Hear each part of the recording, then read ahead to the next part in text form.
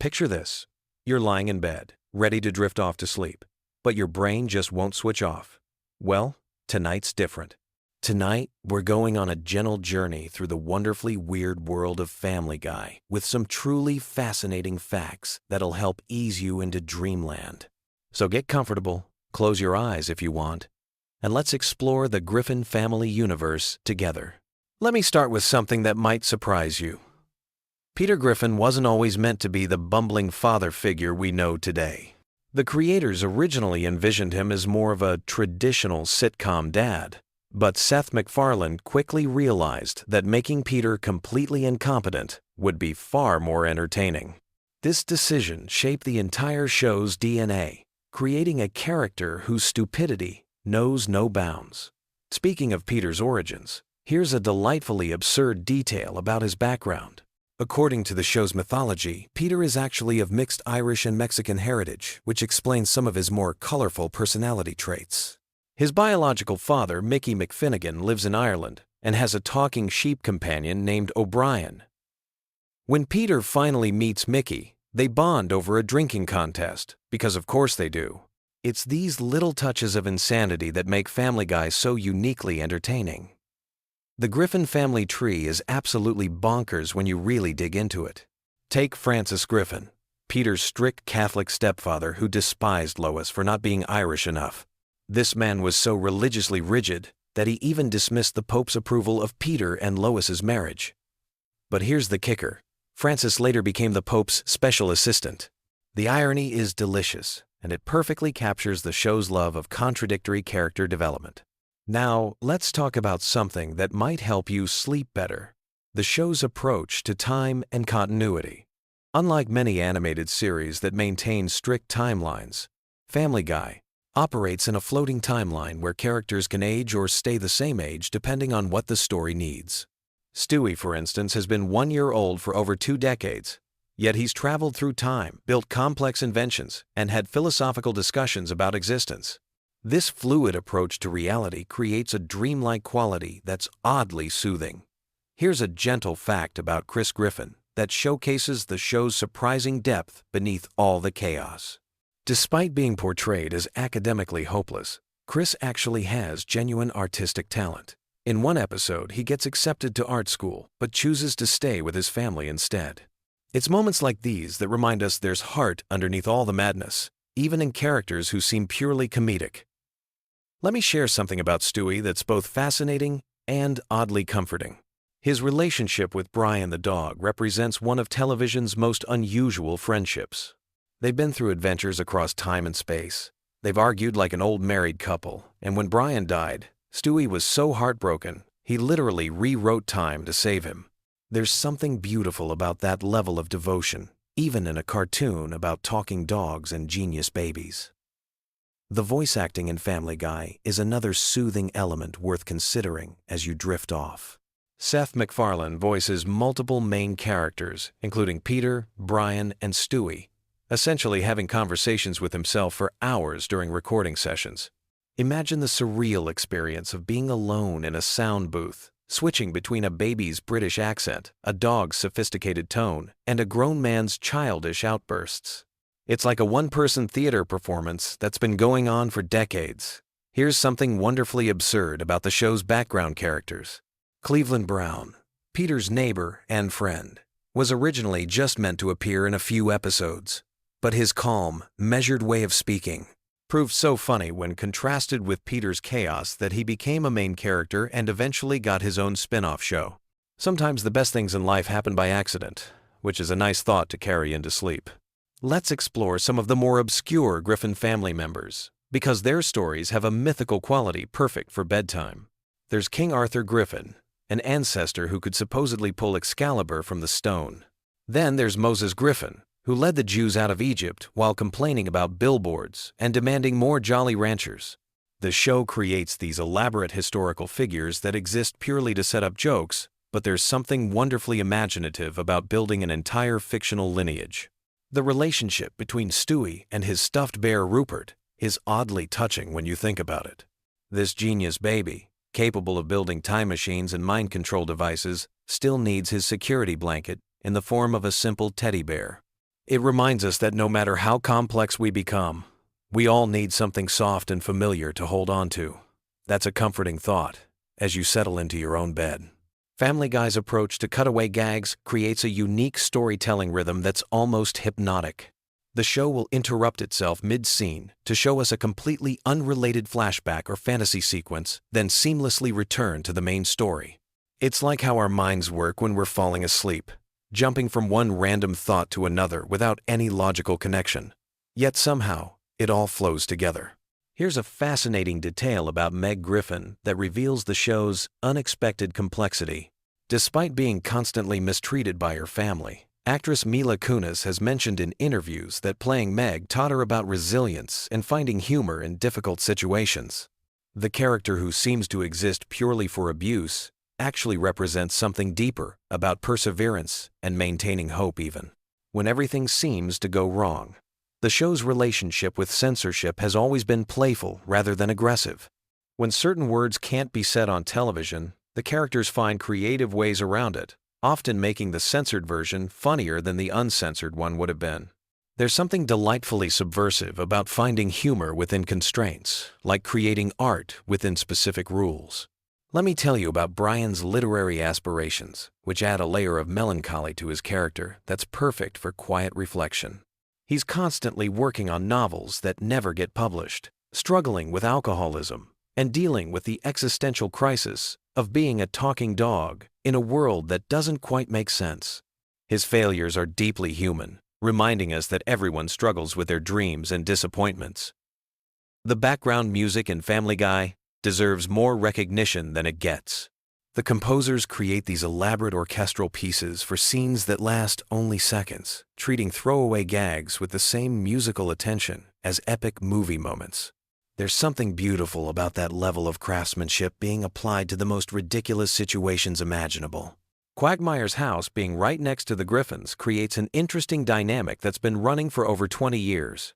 These neighbors, who are simultaneously friends and enemies, who know each other's secrets but continue to be surprised by each other's actions.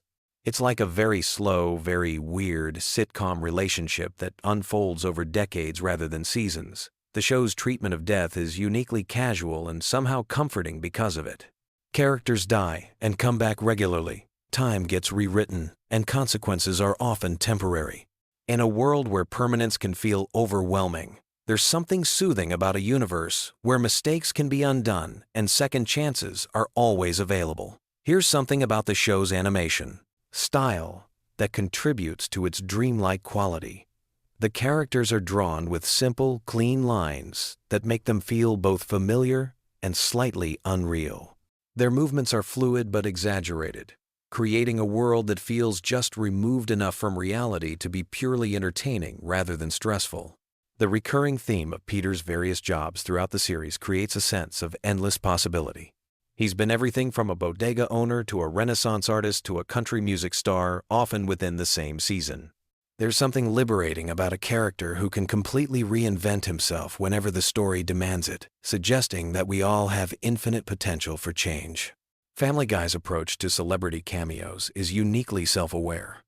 When famous people appear on the show, they're often playing exaggerated versions of themselves, or completely different characters entirely. It creates this meta-textual layer where reality and fiction blend together in ways that feel dreamlike and surreal. The show's relationship with its own continuity is fascinatingly relaxed. Characters will reference events from previous episodes as if they happened, then completely contradict those same events in the next episode. It's like how dreams work. Everything makes perfect sense until you try to examine the logic too closely. Let me share something about the show's writing process that might interest you as you drift off. The writer's room for Family Guy is known for being one of the most collaborative in television, with jokes being refined and improved by multiple people before making it to air. Each throwaway line has been polished by a room full of comedy writers, which explains why even the smallest moments often contain multiple layers of humor. The relationship between Lois and Peter represents something uniquely optimistic despite all their problems. No matter how much chaos Peter creates, no matter how frustrated Lois becomes, they always find their way back to each other by the end of each episode. It's a cartoon version of unconditional love that's oddly reassuring. Stewie's gradual evolution from would-be world conqueror to adventure-seeking toddler reflects the show's own maturation over time. Early Stewie was genuinely menacing, plotting elaborate schemes to murder his mother. Modern Stewie is more interested in friendship and exploration. It's like watching a character literally grow up, even though he's technically stayed the same age. The show's use of musical numbers creates these unexpected moments of pure joy in the middle of chaotic episodes. Characters will suddenly break into elaborate song and dance routines that rival professional Broadway productions, then immediately return to the mundane problems of suburban life. These musical interludes feel like shared dreams where anything is possible. Family Guy's approach to social commentary is gentle rather than preachy, which makes it perfect bedtime viewing. The show addresses serious topics through the lens of absurd situations, making complex issues feel manageable rather than overwhelming. It's comedy as comfort food, nourishing without being heavy. The longevity of the show itself is something worth contemplating as you prepare for sleep. Family Guy has been on television for over 2 decades, meaning that some viewers have literally grown up with these characters. There's something deeply comforting about having fictional friends who are always there, always ready to entertain you, no matter what's happening in your real life.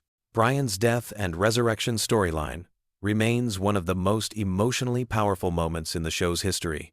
When the writers temporarily killed off the beloved character, the fan reaction was so intense that they brought him back within a few episodes.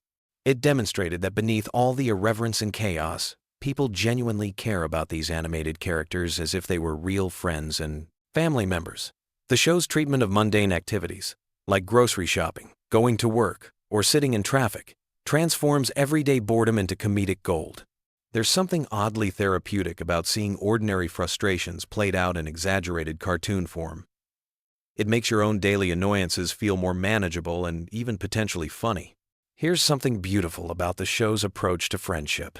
Peter's relationship with his drinking buddies at the Drunken Clam represents a very specific type of male bonding, sitting around, talking about nothing important, and just enjoying each other's company. In our increasingly connected but somehow isolated world, there's something nostalgic and appealing about that kind of simple, uncomplicated friendship. The show's relationship with its own past creates interesting layers of nostalgia. Characters will reference things that happened in earlier seasons as if they were childhood memories, creating this sense of shared history between the audience and the fictional characters. It's like having old friends who remember the same funny stories you do. As we near the end of our journey through Family Guy facts, consider how the show serves as a kind of modern folklore. These characters and their ridiculous adventures have become part of our shared cultural vocabulary. People quote Peter Griffin the way previous generations might have referenced folktales or classic literature. In a weird way, the Griffin family has become America's unofficial cartoon family, as recognizable as any real celebrity. The show's ending credits often feature the characters sitting on their couch, watching television just like the audience is doing. It creates this mirror effect, where fiction and reality blend together in a peaceful domestic scene. After all the chaos and adventure of each episode, everyone ends up exactly where they started, at home, together, ready to do it all again tomorrow. And that's perhaps the most comforting thing about Family Guy. No matter how crazy things get, no matter what disasters befall the Griffin family, they always end up back home, safe and sound, ready for the next adventure. It's a universe where problems are temporary, love is permanent, and there's always something to laugh about, even in the strangest situations. So as you drift off to sleep tonight, take comfort in knowing that somewhere in the animated town of Quahog, the Griffin family is probably getting into some ridiculous situation that will somehow work out just fine by morning. Sweet dreams. And remember, no matter how weird your own dreams get tonight, they probably won't be any stranger than a typical Family Guy episode. Sleep well, knowing that laughter truly is the best medicine. Even in cartoon form, the Griffin family will be there tomorrow, ready to entertain you with more wonderfully weird adventures whenever you need them. Good night. Picture this. You're lying in bed, ready to drift off, and someone mentions Family Guy facts. Suddenly, your brain lights up like a Christmas tree, and sleep becomes impossible. Well, tonight, we're embracing the chaos. with the most bizarre, hilarious, and downright shocking facts about everyone's favorite dysfunctional animated family. So get comfortable, because these Family Guy secrets are about to blow your mind. Let's start with something that'll make you question everything you thought you knew about the show. Family Guy was actually canceled not once, but twice by Fox. The first time was in 2002 after just 3 seasons. But here's where it gets wild. The show's resurrection had nothing to do with critical acclaim or network executives suddenly realizing their mistake. It was all about DVD sales and late-night reruns on Adult Swim. The fans literally brought this show back from the dead through pure dedication and binge-watching. But that's just the beginning of the madness. Did you know that Seth MacFarlane almost died on September 11, 2001? He was supposed to be on American Airlines Flight 11, the first plane to hit the World Trade Center. The only reason he missed that flight was because he had been out drinking the night before, and his travel agent had given him the wrong departure time. He showed up to the airport hungover and 15 minutes too late. Talk about a sliding doors moment that changed television history forever. Speaking of Seth MacFarlane, this guy is basically a one-man entertainment machine. He doesn't just voice multiple characters on the show. He voices Peter Griffin, Brian the dog, Stewie, Glenn Quagmire, and Carter Pewterschmidt, plus several other recurring characters. That means when Peter and Brian are having a conversation, it's literally just Seth talking to himself in different voices. The recording sessions must be absolutely bonkers. Now, here's a fact that'll mess with your head.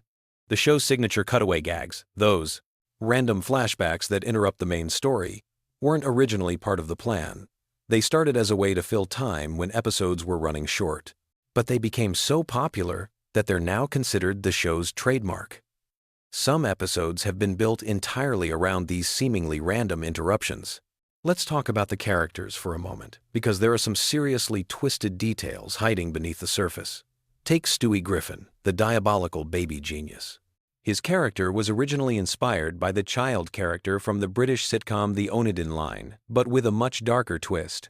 The writers have confirmed that Stewie has an incredibly high body count throughout the series, and we're not talking about toy soldiers here. In various episodes, Stewie has eliminated family members, strangers, celebrities, and even historical figures. There was that time he burned down a playhouse with children inside because he caught his girlfriend cheating. Then there's the episode where he takes out a prostitute with a sniper rifle for absolutely no reason other than target practice. And let's not forget when he dressed up as Santa and traumatized an entire family on Christmas morning, leaving behind what can only be described as a holiday horror scene. But Stewie's kill count gets exponentially more insane when you factor in his partnership with Penelope, his equally psychotic girlfriend. Together, they embarked on a global destruction spree that included bombing the Great Wall of China, destroying the Eiffel Tower, and creating a tidal wave that wiped out Copenhagen. When you add up all the casualties from their international terrorism campaign, we're talking about millions of victims. This baby character has technically committed genocide multiple times. The really disturbing part is how casually the show treats these mass casualty events. They're played for laughs, but when you actually sit down and think about the implications, Stewie, Griffin might be one of the most prolific fictional killers in television history.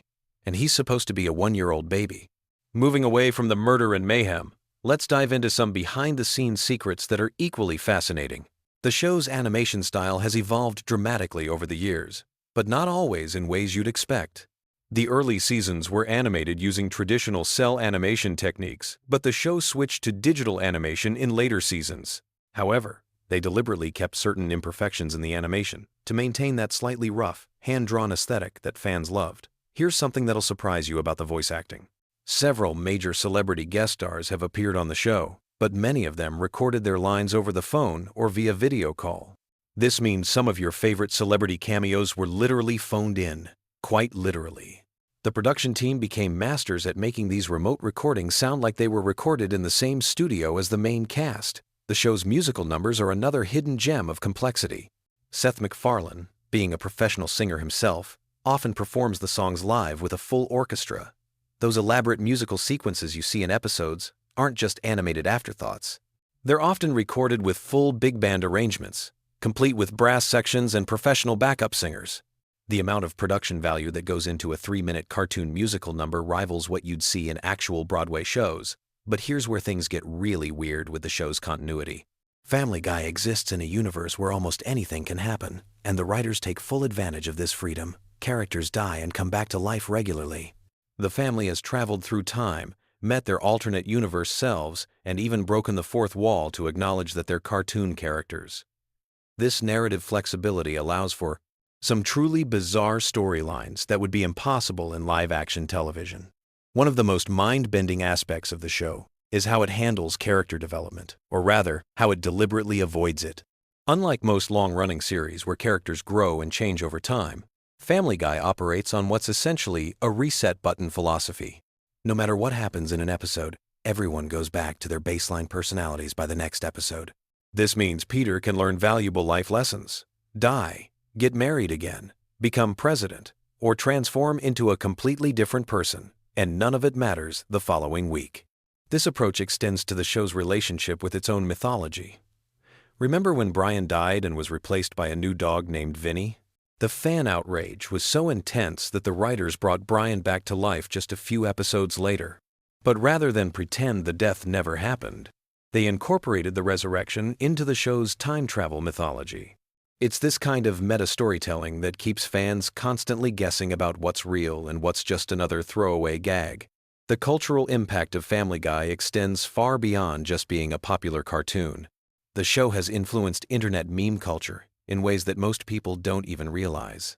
That "oh no" chicken fight scene between Peter and the giant chicken has become a template for depicting extended, over-the-top cartoon violence. The "it insists upon itself" quote about The Godfather has become shorthand for pretentious film criticism. And don't even get me started on how many internet arguments have been settled by simply posting a Family Guy cutaway gag. But perhaps the most fascinating aspect of the show is how it serves as a time capsule for American pop culture over the past 2 decades.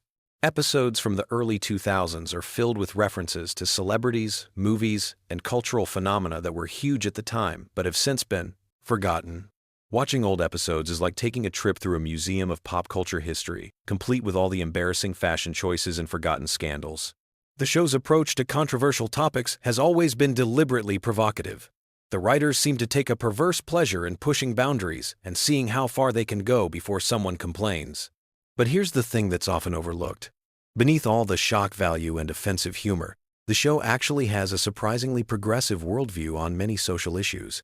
It just packages that progressivism in such outrageous wrapping that people miss the actual message. Take the character of Brian, the family dog. On the surface, he's just a talking dog who drinks martinis and has pretensions of being an intellectual. But Brian often serves as the show's moral compass, calling out the other characters when they do terrible things. His relationship with the family, particularly with Stewie, represents some of the show's most genuine emotional moments. When Brian temporarily died, the fan reaction wasn't just about losing a funny character. People were genuinely heartbroken because Brian represented the heart of the show. The animation team behind Family Guy has developed some truly innovative techniques over the years. Those elaborate fight scenes, particularly the ones involving Peter and the giant chicken, require months of planning and animation work. The sequences are choreographed like actual action movies, with careful attention paid to pacing, camera angles, and dramatic timing. The fact that all this effort goes into animating a man fighting a poultry mascot is both absurd and oddly impressive. Here's a production secret that most fans don't know. The show's writers often create multiple versions of controversial jokes, starting with the most extreme version and then gradually toning it down until they find something that Fox will actually allow on television. This means, for every outrageous joke that makes it into an episode, there are probably 3 or 4 even more outrageous versions sitting in a file somewhere. The merchandising empire built around Family Guy is absolutely massive. There are Family Guy branded everything from coffee mugs to car accessories to clothing lines. But the most surprising merchandising success has been Stewie Griffin baby products. Yes, parents are apparently comfortable decorating their nurseries with imagery of a homicidal infant genius. The irony is probably lost on most consumers, but it's definitely not lost on the show's creators.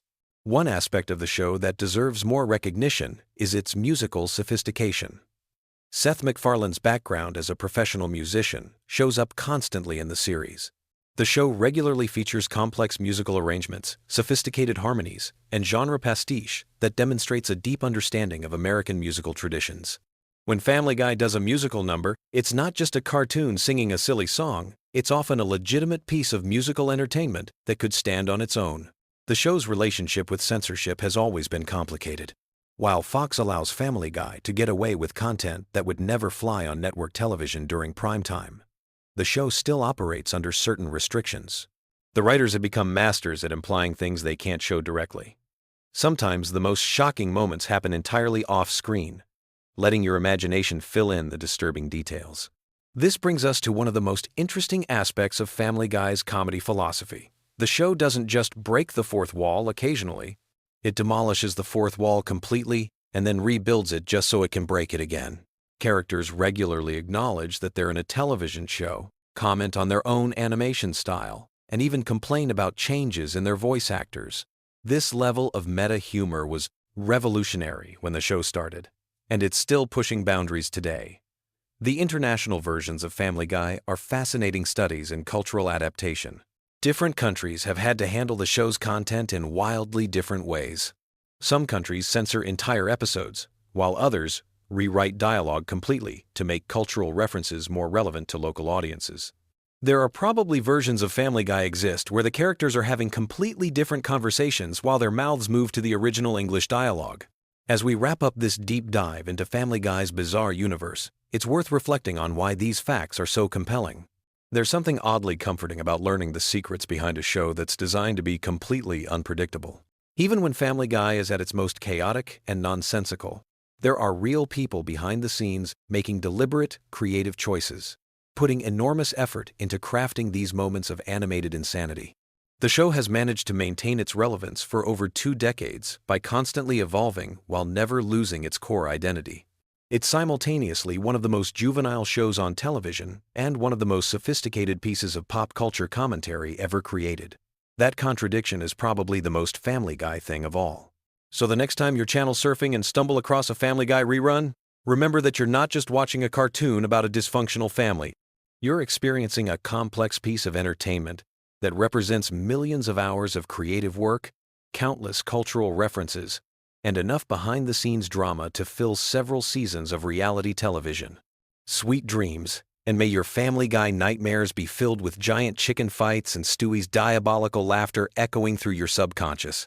Picture this. You're scrolling through endless YouTube videos at 2 a.m., your brain craving something familiar yet fascinating to drift off to. Well, buckle up because I've got a treasure trove of Family Guy secrets that'll either help you sleep peacefully or keep you wide awake wondering how this animated chaos machine actually works. From behind-the-scenes drama to mind-bending production facts, these random tidbits about the Griffin family will give your brain exactly what it needs for that perfect sleepy time content. Let me start with something that'll blow your mind right off the bat. The voice of Stewie Griffin, that diabolical baby genius we all know and love, is performed by the show's creator, Seth MacFarlane himself. But here's the kicker that most people don't realize. MacFarlane originally based Stewie's voice on the legendary actor Rex Harrison, who played Professor Henry Higgins in My Fair Lady. That posh, sophisticated British accent that makes Stewie sound like he stepped out of a Victorian manor. It's basically a baby doing an impression of a 1,960 seconds Broadway star. The irony is delicious when you think about it. This character who spends half his time plotting world domination is essentially channeling a musical theater legend. Now, if you think that's wild, wait until you hear about the show's near-death experience that almost prevented it from becoming the cultural phenomenon we know today. Family Guy was actually canceled not once, but twice by Fox. The first cancellation happened in 2002 after just 3 seasons, and for a hot minute there, it looked like the Griffin family was done for good.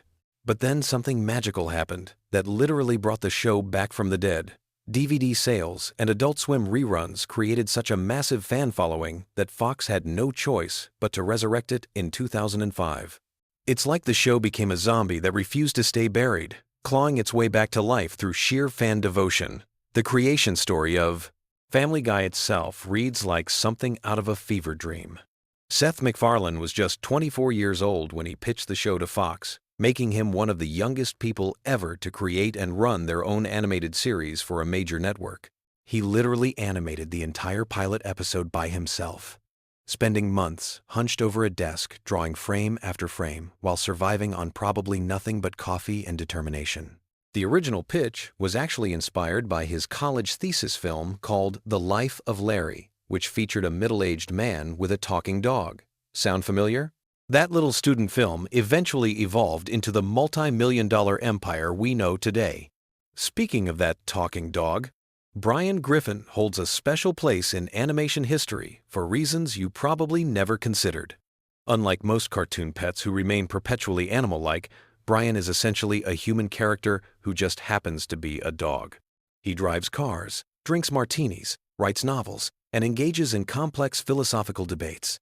McFarlane has stated that Brian represents his own voice in the show more than any other character, which explains why the dog often serves as the moral compass of the family.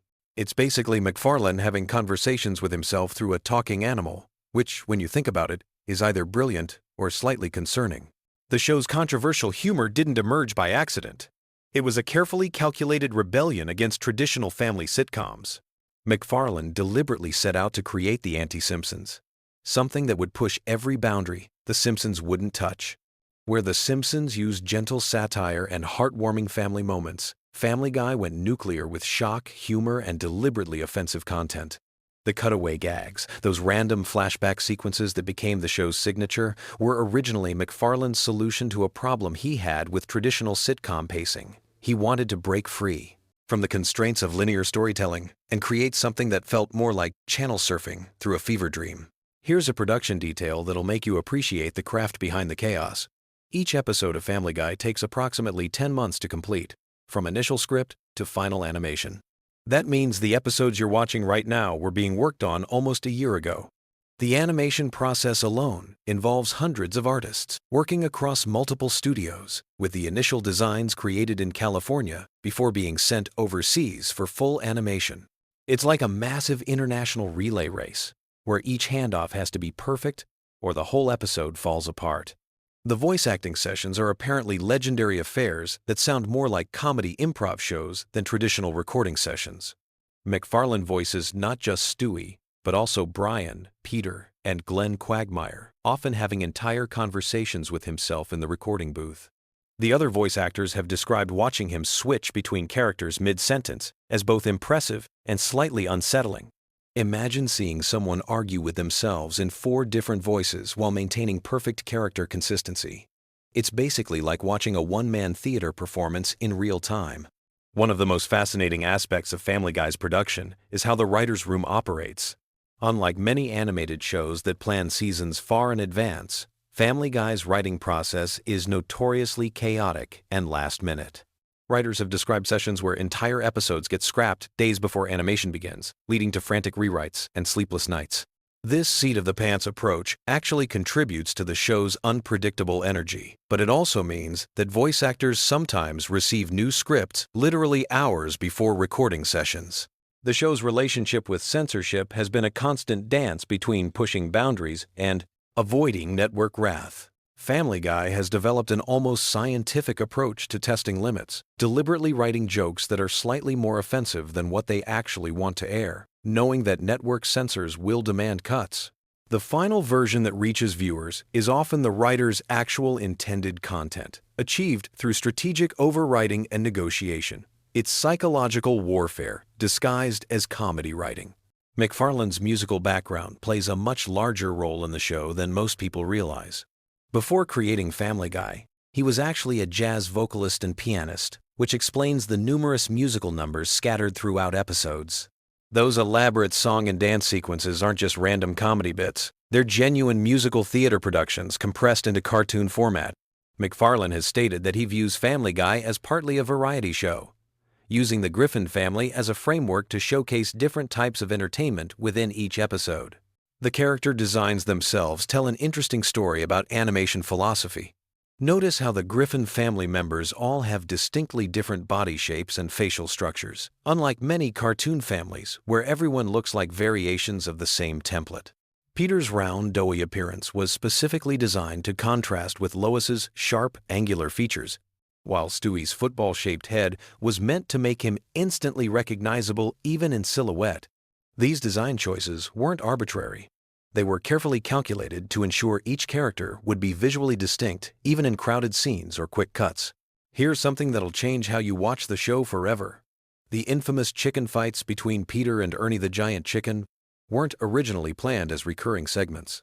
The first chicken fight was supposed to be a one-off gag, but the animation team had so much fun creating the over-the-top action sequence that it became a running theme. Those elaborate, destruction-filled battles that seem to last forever? They're essentially the animation team showing off their action sequence skills in a comedy show, like flexing creative muscles that don't usually get exercised in traditional sitcom animation. The show's approach to celebrity guest stars is uniquely twisted compared to other animated series.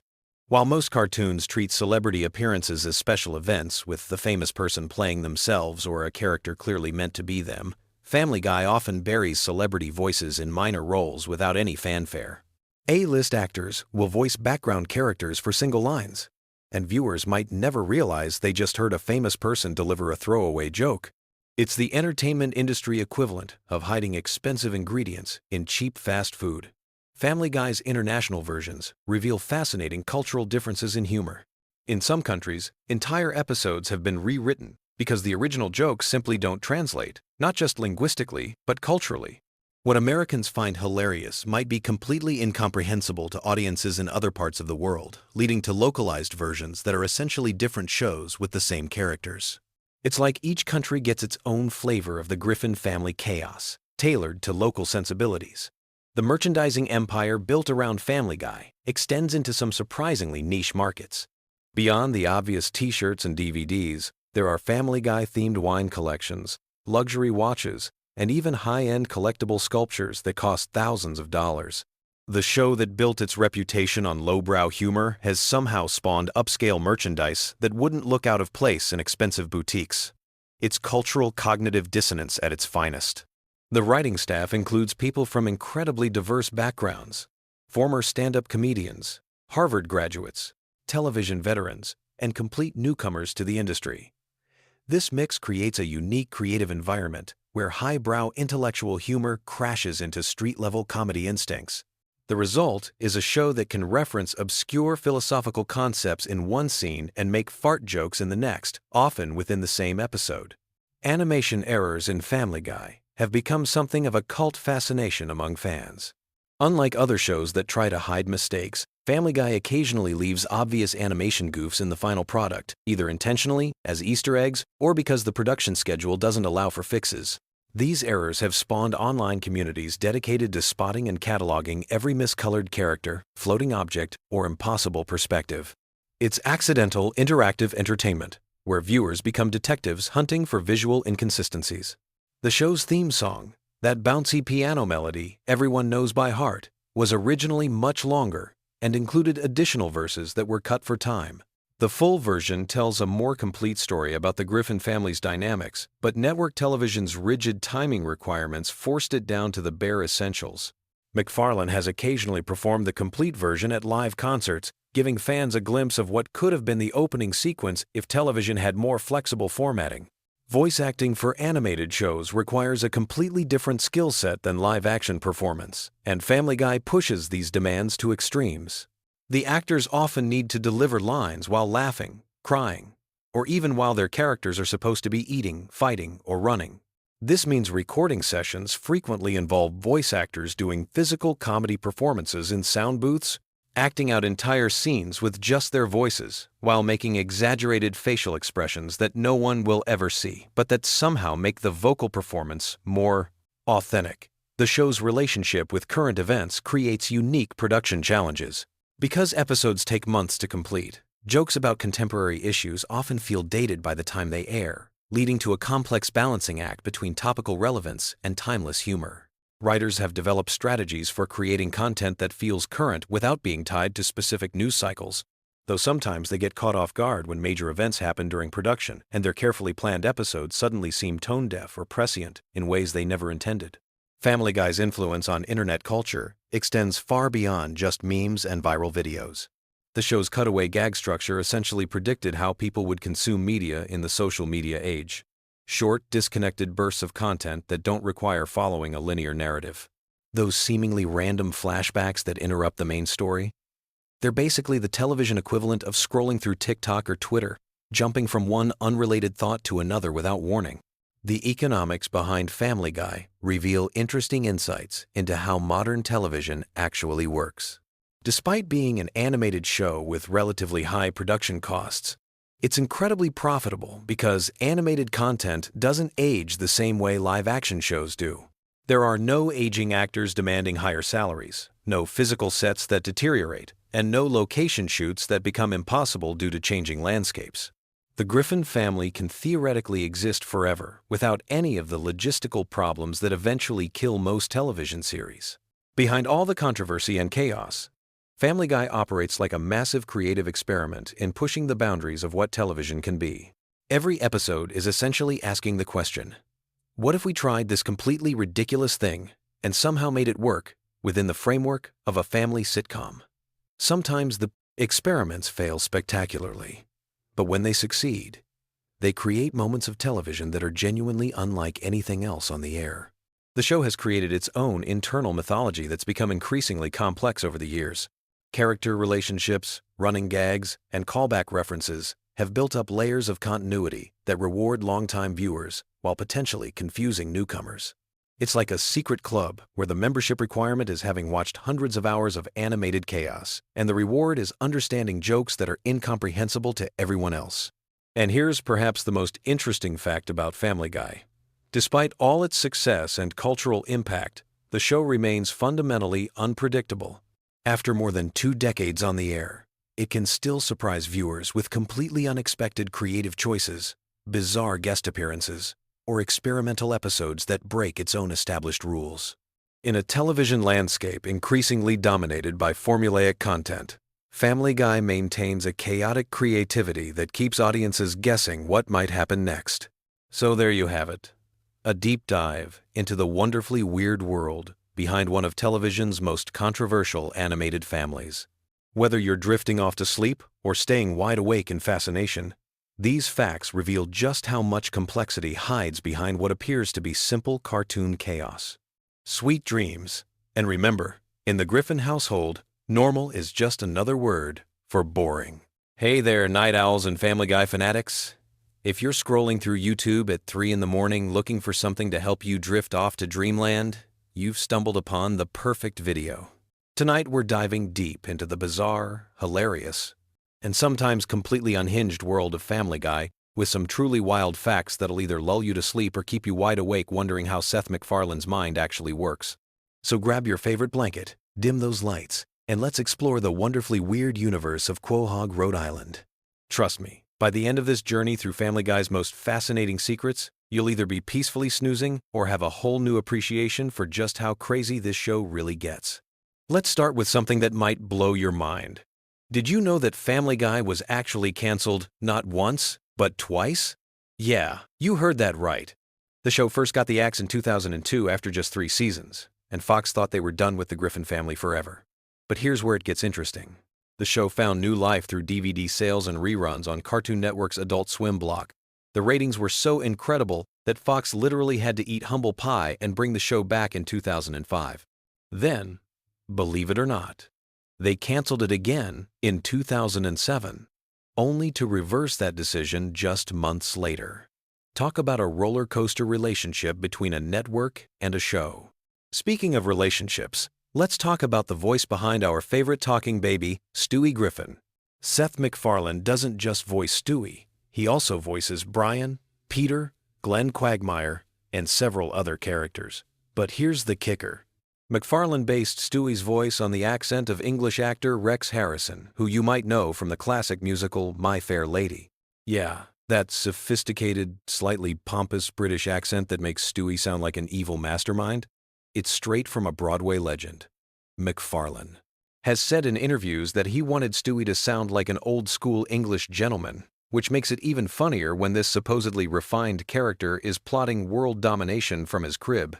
Now, if you think the show pushes boundaries on television, you should hear about some of the stuff that never made it to air.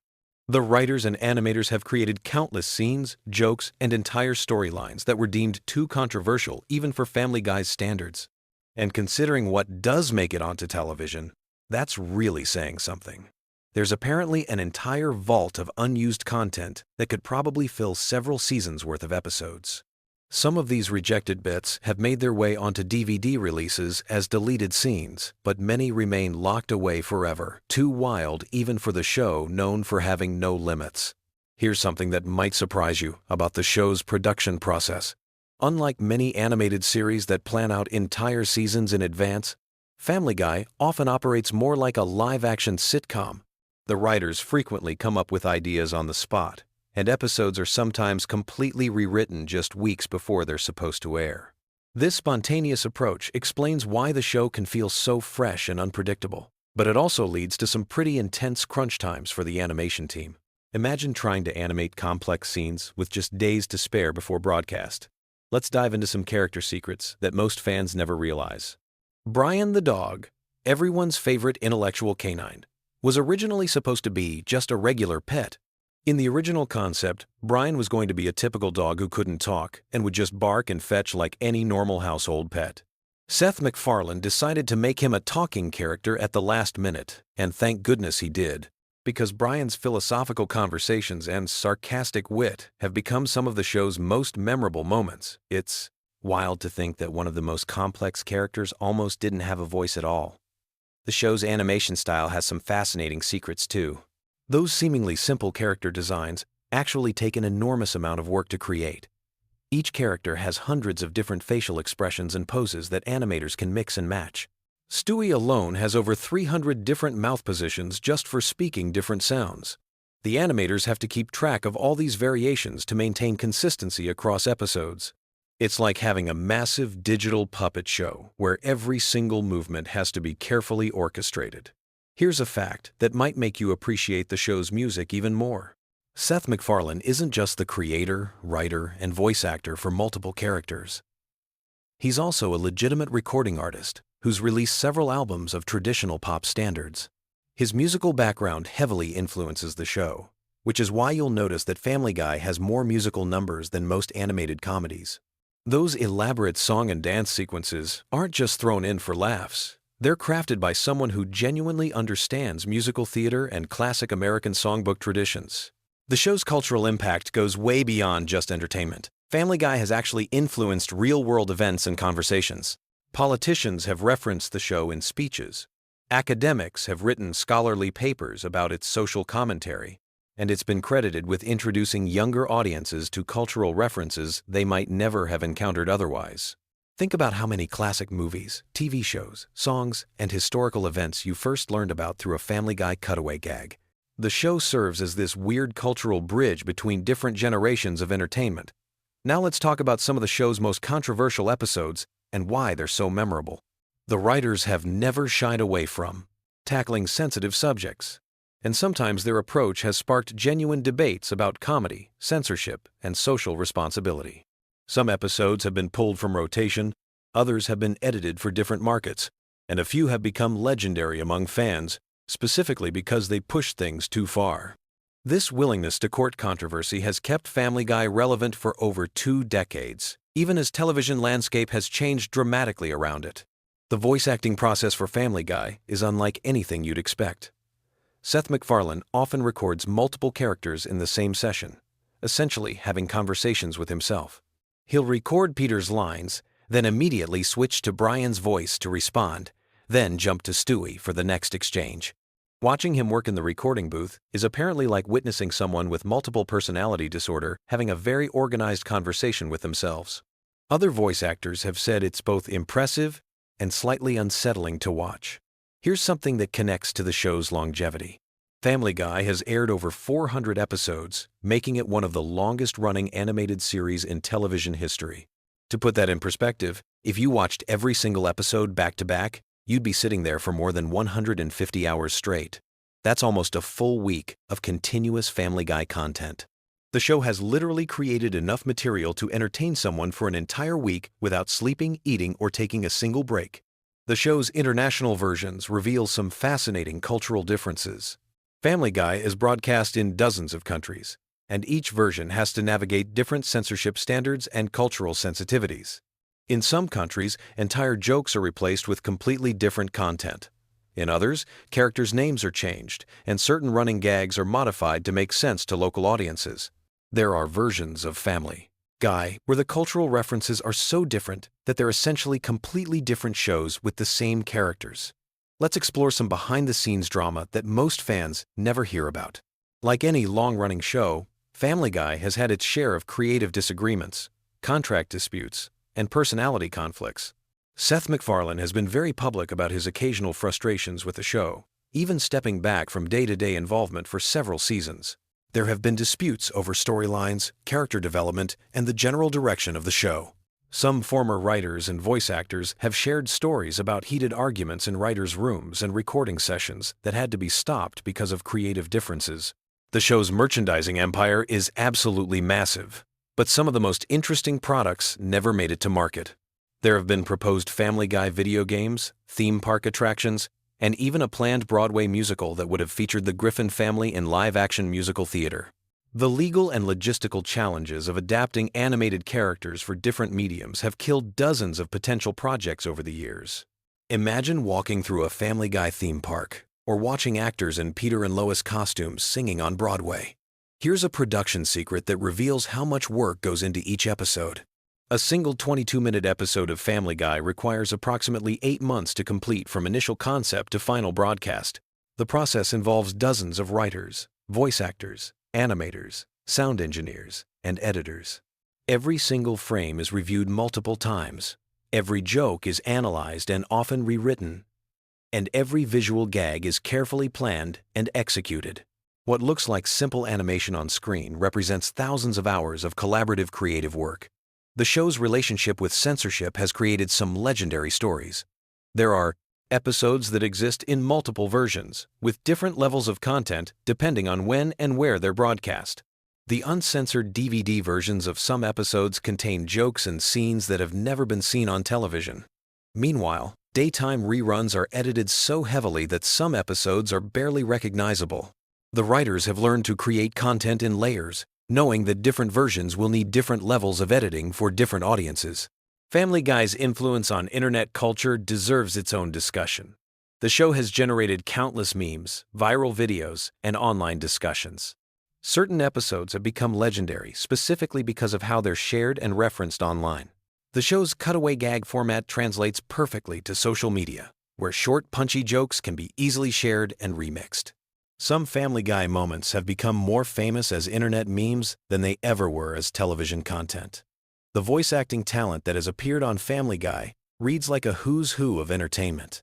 Celebrities often jump at the chance to appear on the show, sometimes playing themselves, sometimes voicing original characters. The guest star list includes everyone from major Hollywood actors to political figures to professional athletes. Some celebrities have become recurring characters, while others have appeared just once but created memorable moments that fans still talk about years later.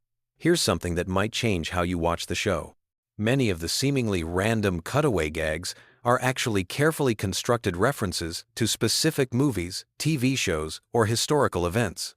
The writers spend considerable time researching these references to make sure they're accurate, even when they're being completely absurd.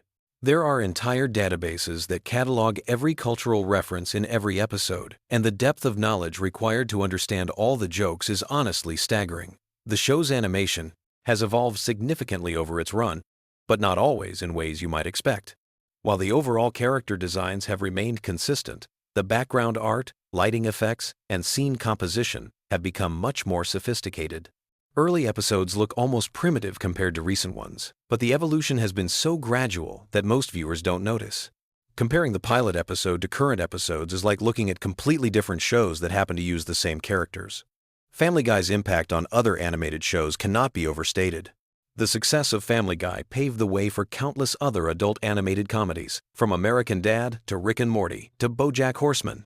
The show proved that animated comedies could tackle adult themes and attract mature audiences, opening up an entire genre that barely existed before.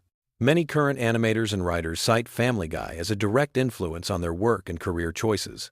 The show's approach to storytelling often breaks conventional narrative rules in fascinating ways.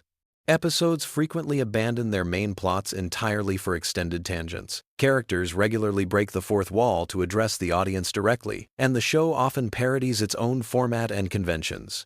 This meta approach to comedy requires a level of self-awareness that's rare in television, and it's part of what keeps longtime fans engaged, even after hundreds of episodes. As we wind down this journey through Family Guy's hidden world, it's worth reflecting on how a cartoon about a dysfunctional family in Rhode Island became such a cultural phenomenon.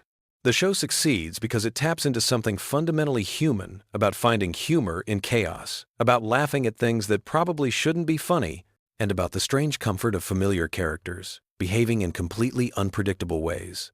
Whether you're drifting off to sleep or wide awake thinking about animated comedy theory, Family Guy continues to surprise, offend, entertain, and occasionally enlighten its audience after more than 20 years on the air. The show's ability to constantly reinvent itself while maintaining its core identity is perhaps the most impressive fact of all. Sweet dreams, and remember, somewhere in Quahog, the Griffin family is probably getting into trouble that's even weirder than anything we've discussed tonight. The chaos never really stops. And somehow, that's exactly what makes it so perfect for helping restless minds finally find peace. Until next time, sleep tight and don't let the giant chicken nightmares bite. Have you ever wondered why Family Guy episodes feel like fever dreams that somehow make perfect sense at 3 in the morning? Tonight, we're diving into the most bizarre, unexpected, and downright weird facts about this animated chaos machine that's been keeping us entertained and slightly disturbed for over 2 decades. From secret celebrity cameos you never noticed to production secrets that will change how you watch every episode, these facts are perfect for those late-night rabbit holes when your brain needs something wonderfully random to chew on. Picture this. It's 1999, and a young Seth MacFarlane is sitting in a cramped animation studio, probably surviving on nothing but coffee and pure creative madness, sketching out what would become one of television's most unpredictable shows. But here's something that might surprise you. Family Guy was actually rejected by multiple networks before Fox finally took a chance on it. The original pilot was so different from what we know today that Peter Griffin didn't even have his signature chin dimple. That's right, the most recognizable feature of television's most chaotic dad was an afterthought added later in development.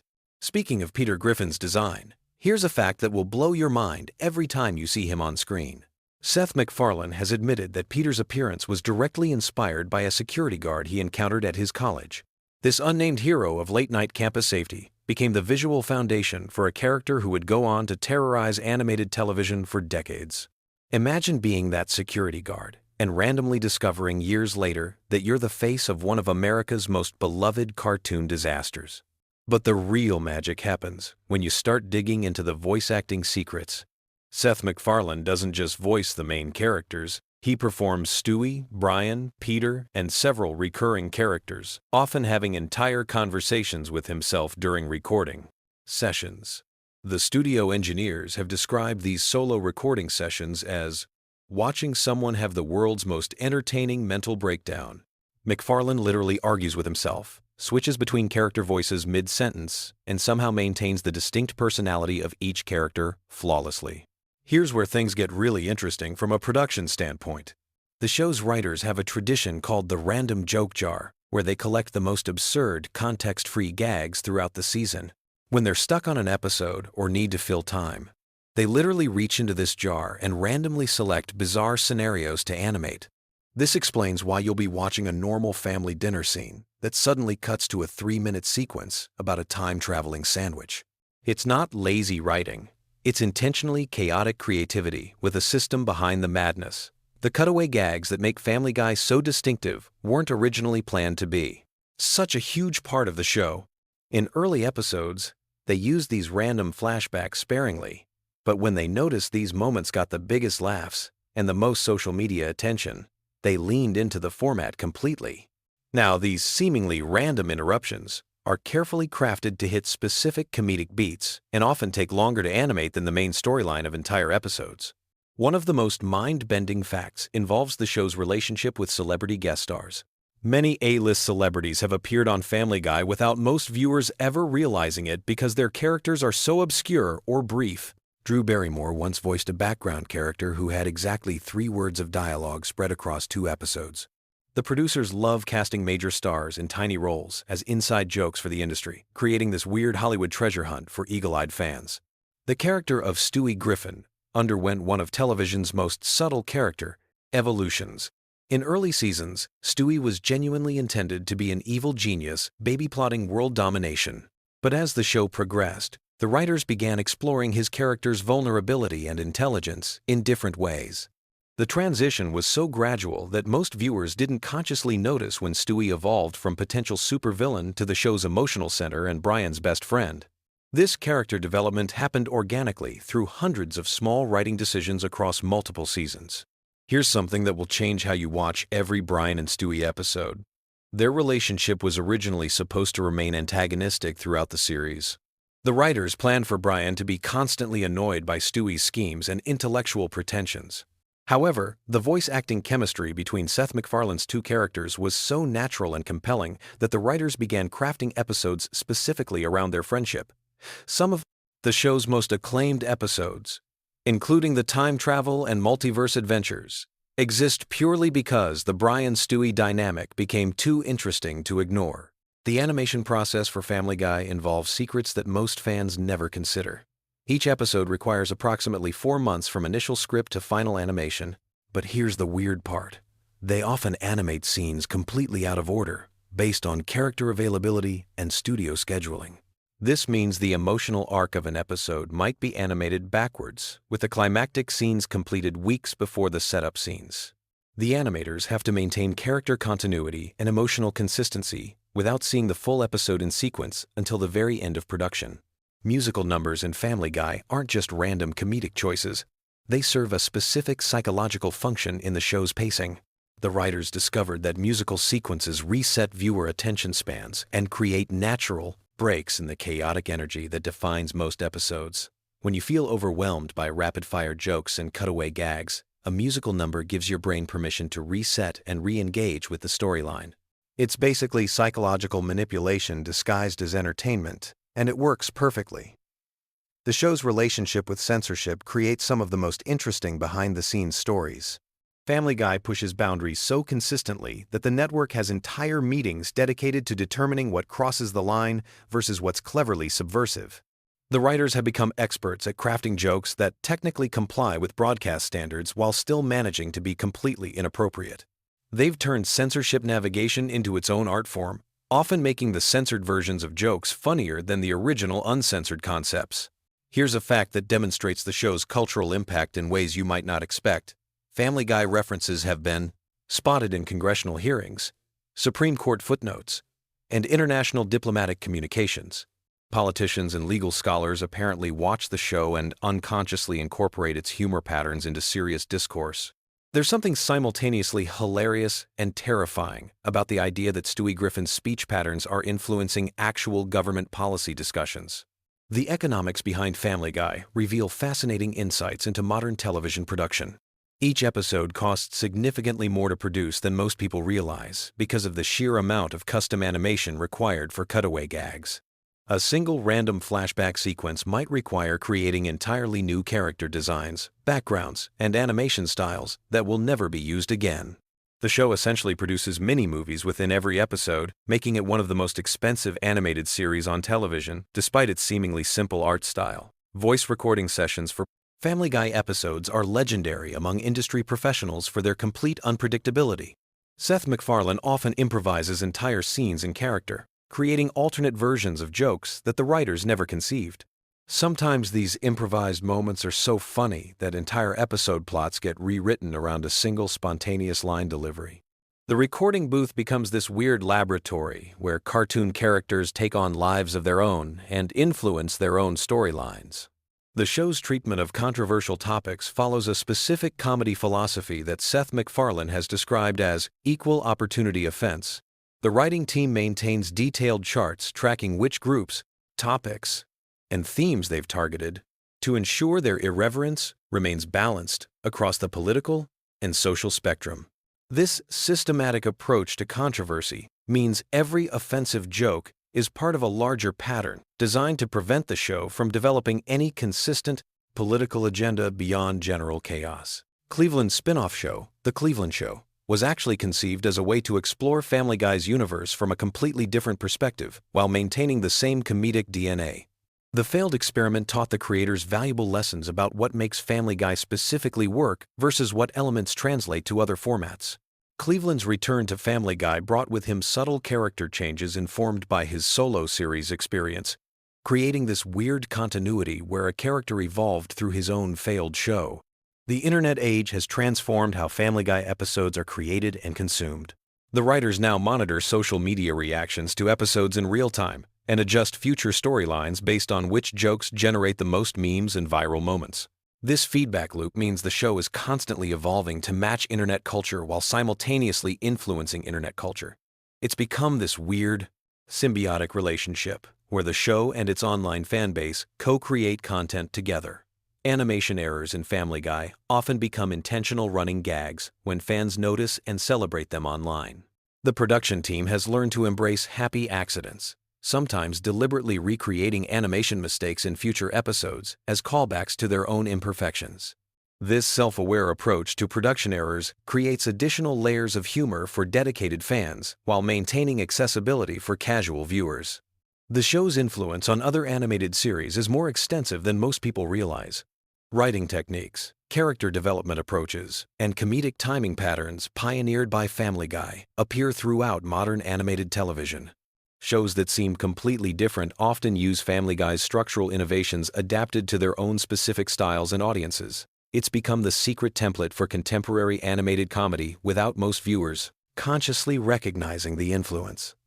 As you drift off to sleep tonight, remember that somewhere in the world, animators are probably working on next season's episodes, crafting new combinations of chaos and creativity that will eventually become someone else's late-night viewing experience. Family Guy continues to exist in this weird space between sophisticated entertainment and absolute nonsense, providing the perfect mental soundtrack for those moments when your brain needs something familiar yet unpredictable to focus on while the rest of the world sleeps. The show's legacy isn't just about the jokes or the characters. It's about proving that television audiences are capable of appreciating complexity disguised as simplicity, intelligence hidden within apparent randomness, and genuine emotional moments embedded in absolute chaos. Sweet dreams, and may your unconscious mind sort through all this delightful weirdness while you rest. Have you ever wondered what happens when celebrities get roasted so hard by Family Guy that they actually fight back? Tonight, we're diving into the wild world of bruised egos, angry tweets, and even courtroom drama. Some of these reactions will shock you, others might make you laugh, but all of them prove that not everyone can take a joke when Seth MacFarlane comes calling. Picture this. You're an Oscar-winning actor at the top of your game, and suddenly millions of people are watching an animated dog make fun of your nose. That's exactly what happened to Adrien Brody. And let me tell you, he did not find it amusing. During a murder mystery episode where characters are getting picked off one by one, Tom Tucker gets cornered by the other guests who think he's the killer. When they finally take him down, someone delivers this brutal line about casting Brody in a movie adaptation, basically saying nobody would want to watch it. But Family Guy wasn't finished with poor Adrian yet. They doubled down with another scene featuring Meg on a date watching a 3D movie. What's playing on screen? Adrien Brody doing shirtless sit-ups, and his famously prominent nose literally pokes out of the screen in full three-dimensional glory. It's the kind of visual gag that makes you cringe and laugh at the same time. So, how did the Academy Award winner handle being the butt of these jokes? Not gracefully. According to Seth MacFarlane himself, in interviews, Seth revealed that when he approached Brody at a Hollywood party to smooth things over, mentioning how much he enjoyed one of Brody's films, the actor made it crystal clear that there were definitely hard feelings. No amount of compliments about his work could undo the sting of those animated jabs. This brings us to our next celebrity casualty, and this one gets really messy because it involves politics and personal family matters. Sarah Palin found herself in Family Guy's crosshairs during an episode where Chris goes on a date with a girl who has Down syndrome. During their dinner conversation, the girl casually mentions her family background, specifically that her mother used to be the governor of Alaska. Now, unless there's another former Alaskan governor out there with a child named Ellen, this was clearly aimed at Sarah Palin and her family situation. The timing made this particularly sensitive because Palin's son, who has Down syndrome, was only 2 years old at the time. The Palin family's reaction was swift and fierce. Sarah took to social media calling Family Guy a pathetic cartoon and labeling the creators heartless jerks. But she didn't stop there. She appeared on television talk shows, describing the writers as cruel and cold-hearted people who had crossed a line by making jokes about the disabled community. Family Guy fired back through Seth MacFarlane, who pointed out something interesting during his own television appearance.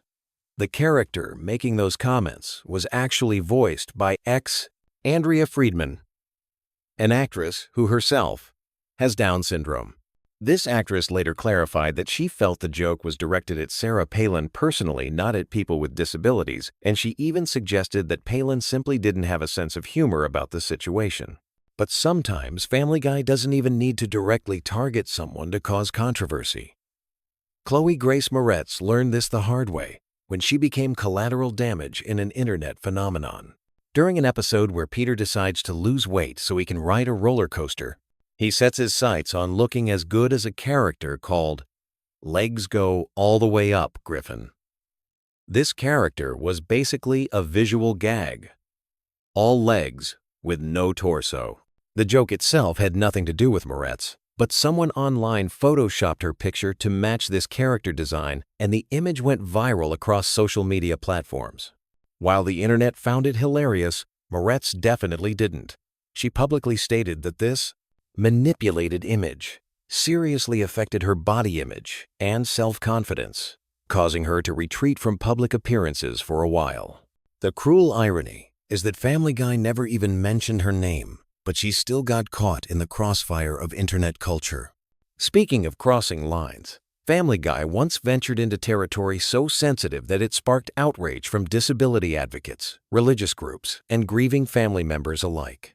They decided to create a school play episode featuring Terry Schiavo, the woman who became the center of one of America's most heartbreaking right-to-die legal battles. In typical Family Guy fashion, they turned this tragic real-life situation into a musical number performed by preschoolers. The kids sang cheerful songs with lyrics comparing Schiavo to an expensive plant that should just be unplugged. Even within the show, Brian questioned whether it was too soon for such material. But that didn't stop the episode from airing. The backlash was immediate and intense. Terry's own brother, Bobby Schindler Jr., was so furious about what he saw as insensitive treatment of his family's tragedy that he actually called for Fox to cancel Family Guy entirely. Religious groups and disability advocates joined the chorus of criticism, arguing that some subjects should be off-limits, even for satirical comedy. Now, getting roasted by Family Guy hits different when you're a comedian yourself. Rachel Bloom, creator and star of Crazy Ex-Girlfriend, discovered this firsthand during an episode where Brian impulsively marries a woman with cancer. The storyline gets complicated when the woman's cancer goes into remission, leaving Brian stuck in a marriage he never really wanted. To make matters worse for Brian, his new wife gains weight, develops some unpleasant habits, and constantly gushes about her favorite television show. That's where Family Guy took their shot at Bloom's creation, having the character describe Crazy Ex-Girlfriend in dismissive terms, focusing on a musical number about menstruation, and suggesting that watching such shows makes someone unattractive and unlikable. Bloom's reaction was more nuanced than outright fury, but she definitely wasn't laughing. She pointed out that the scene reeked of male condescension, essentially equating appreciation for her show with being an undesirable woman. While she didn't launch a full-scale public campaign against Family Guy, her response made it clear that she felt the jab was rooted in sexist assumptions about female-created content. Sometimes, though, celebrities handle Family Guy roasts with unexpected maturity. Dax Shepard found himself on the receiving end of a quick but cutting intelligence joke during an episode where Brian discovers he has a brain tumor. When the family learns the tumor is benign and debates whether Brian should have surgery, someone quips about whether Dax Shepard turned out all right, clearly questioning his intelligence. Rather than ranting on social media or giving angry interviews, Shepard took a different approach. He brought up the joke directly with Seth MacFarlane during an appearance on his own podcast. He acknowledged that he understood the writers weren't trying to be malicious and recognized the nuanced nature of comedy, but he was honest about the fact that it still stung a little. This mature, direct conversation probably earned him more respect than any angry response could have. One of the most interesting cases involves James Woods, who went from being Family Guy's most willing participant to eventually walking away from the show entirely. For years, Woods not only tolerated being parodied but actively participated, voicing an exaggerated version of himself in multiple episodes. He played up his persona as a chaotic, scheming character who would steal identities, fake his own death, and constantly torment the Griffin family. Woods initially embraced the self-parody, even refusing payment because he genuinely enjoyed making fun of himself. This collaboration worked brilliantly for both parties, giving Family Guy a celebrity who was game for anything while allowing Woods to show his sense of humor. But by 2018, something changed. Woods became more politically vocal on social media, and when Family Guy offered him another episode, he turned it down. He tweeted that he felt the new material was too politically biased, and worse than being offensive, it simply wasn't funny anymore. He accused the show of becoming mean-spirited rather than genuinely comedic. After that public criticism, Woods disappeared from Family Guy entirely, marking the end of one of their most successful celebrity partnerships. The most extreme legal response came from Carol Burnett, who decided that if Family Guy was going to use her intellectual property, she was going to make them pay for it literally. The controversy stemmed from a brief scene where Quagmire visits an adult bookstore, and viewers catch a glimpse of Burnett's iconic charwoman character from her classic sketch show working as a janitor. The appearance lasted maybe 2 seconds and seemed relatively harmless by Family Guy standards, but Burnett saw it as a serious violation of her rights. She filed a lawsuit against Fox, claiming copyright infringement and misuse of her character without permission. She wasn't seeking a small settlement either. Reports indicated she wanted somewhere between $2 and $6 million in damages. The legal system didn't side with Burnett, however. Judge Dean Pregerson dismissed the case, ruling that Family Guy was protected under First Amendment parody provisions. Interestingly, though, the judge did note that while the show was legally protected, he found the scene distasteful and offensive to Burnett personally. So while she didn't win any money, she did get judicial acknowledgement that her feelings were valid. These reactions reveal something fascinating about celebrity culture and comedy boundaries. Some stars, like Dax Shepard and initially James Woods, showed they could laugh at themselves and engage constructively with satirical content. Others, like Adrian Brody and Sarah Palin, felt genuinely hurt and responded with public criticism. Still, others like Carol Burnett saw legal violations that needed addressing through the court system. What makes Family Guy's celebrity controversies particularly interesting is how they reflect broader conversations about comedy, free speech, and personal dignity in the digital age. When a show has millions of viewers and endless social media amplification, even a brief joke can follow someone around for years. The internet's ability to turn a 2-second gag into a viral meme, as happened with Chloe Grace Moretz, demonstrates how modern comedy can have unintended consequences. The show's approach to sensitive topics like disability, terminal illness, and personal tragedy also raises questions about whether any subject should be off-limits for satirical treatment. The Terry Schiavo episode particularly highlighted this tension, with critics arguing that some real-life situations are too painful and recent for comedic treatment, while others defend the right to satirize any public figure or event. From a psychological perspective, these celebrity reactions also reveal how public figures cope with being reduced to punchlines. Adrian Brody's continued resentment suggests that some people never fully recover from being mocked on such a large scale, especially when the jokes focus on physical characteristics they cannot change. Sarah Palin's fierce defense of her family shows how comedy can become deeply personal when it touches on sensitive family matters. The gender dynamics in some of these controversies are also worth examining. Rachel Bloom's observation about male condescension in comedy writing reflects broader conversations about how female creators and their work get treated in predominantly male-dominated comedy spaces. Her measured but critical response showed how women in entertainment often have to balance standing up for themselves while avoiding being labeled as humorless or overly sensitive. James Woods' evolution from enthusiastic participant to critic illustrates how political polarization can affect entertainment relationships.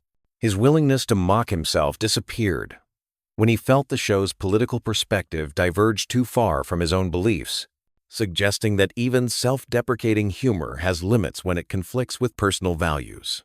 The legal aspects, particularly Carol Burnett's lawsuit, highlight the complex intersection between parody rights and intellectual property protection. While courts generally protect satirical content under free speech provisions, celebrities still have legitimate concerns about how their likenesses and creations get used without permission, especially in commercial contexts.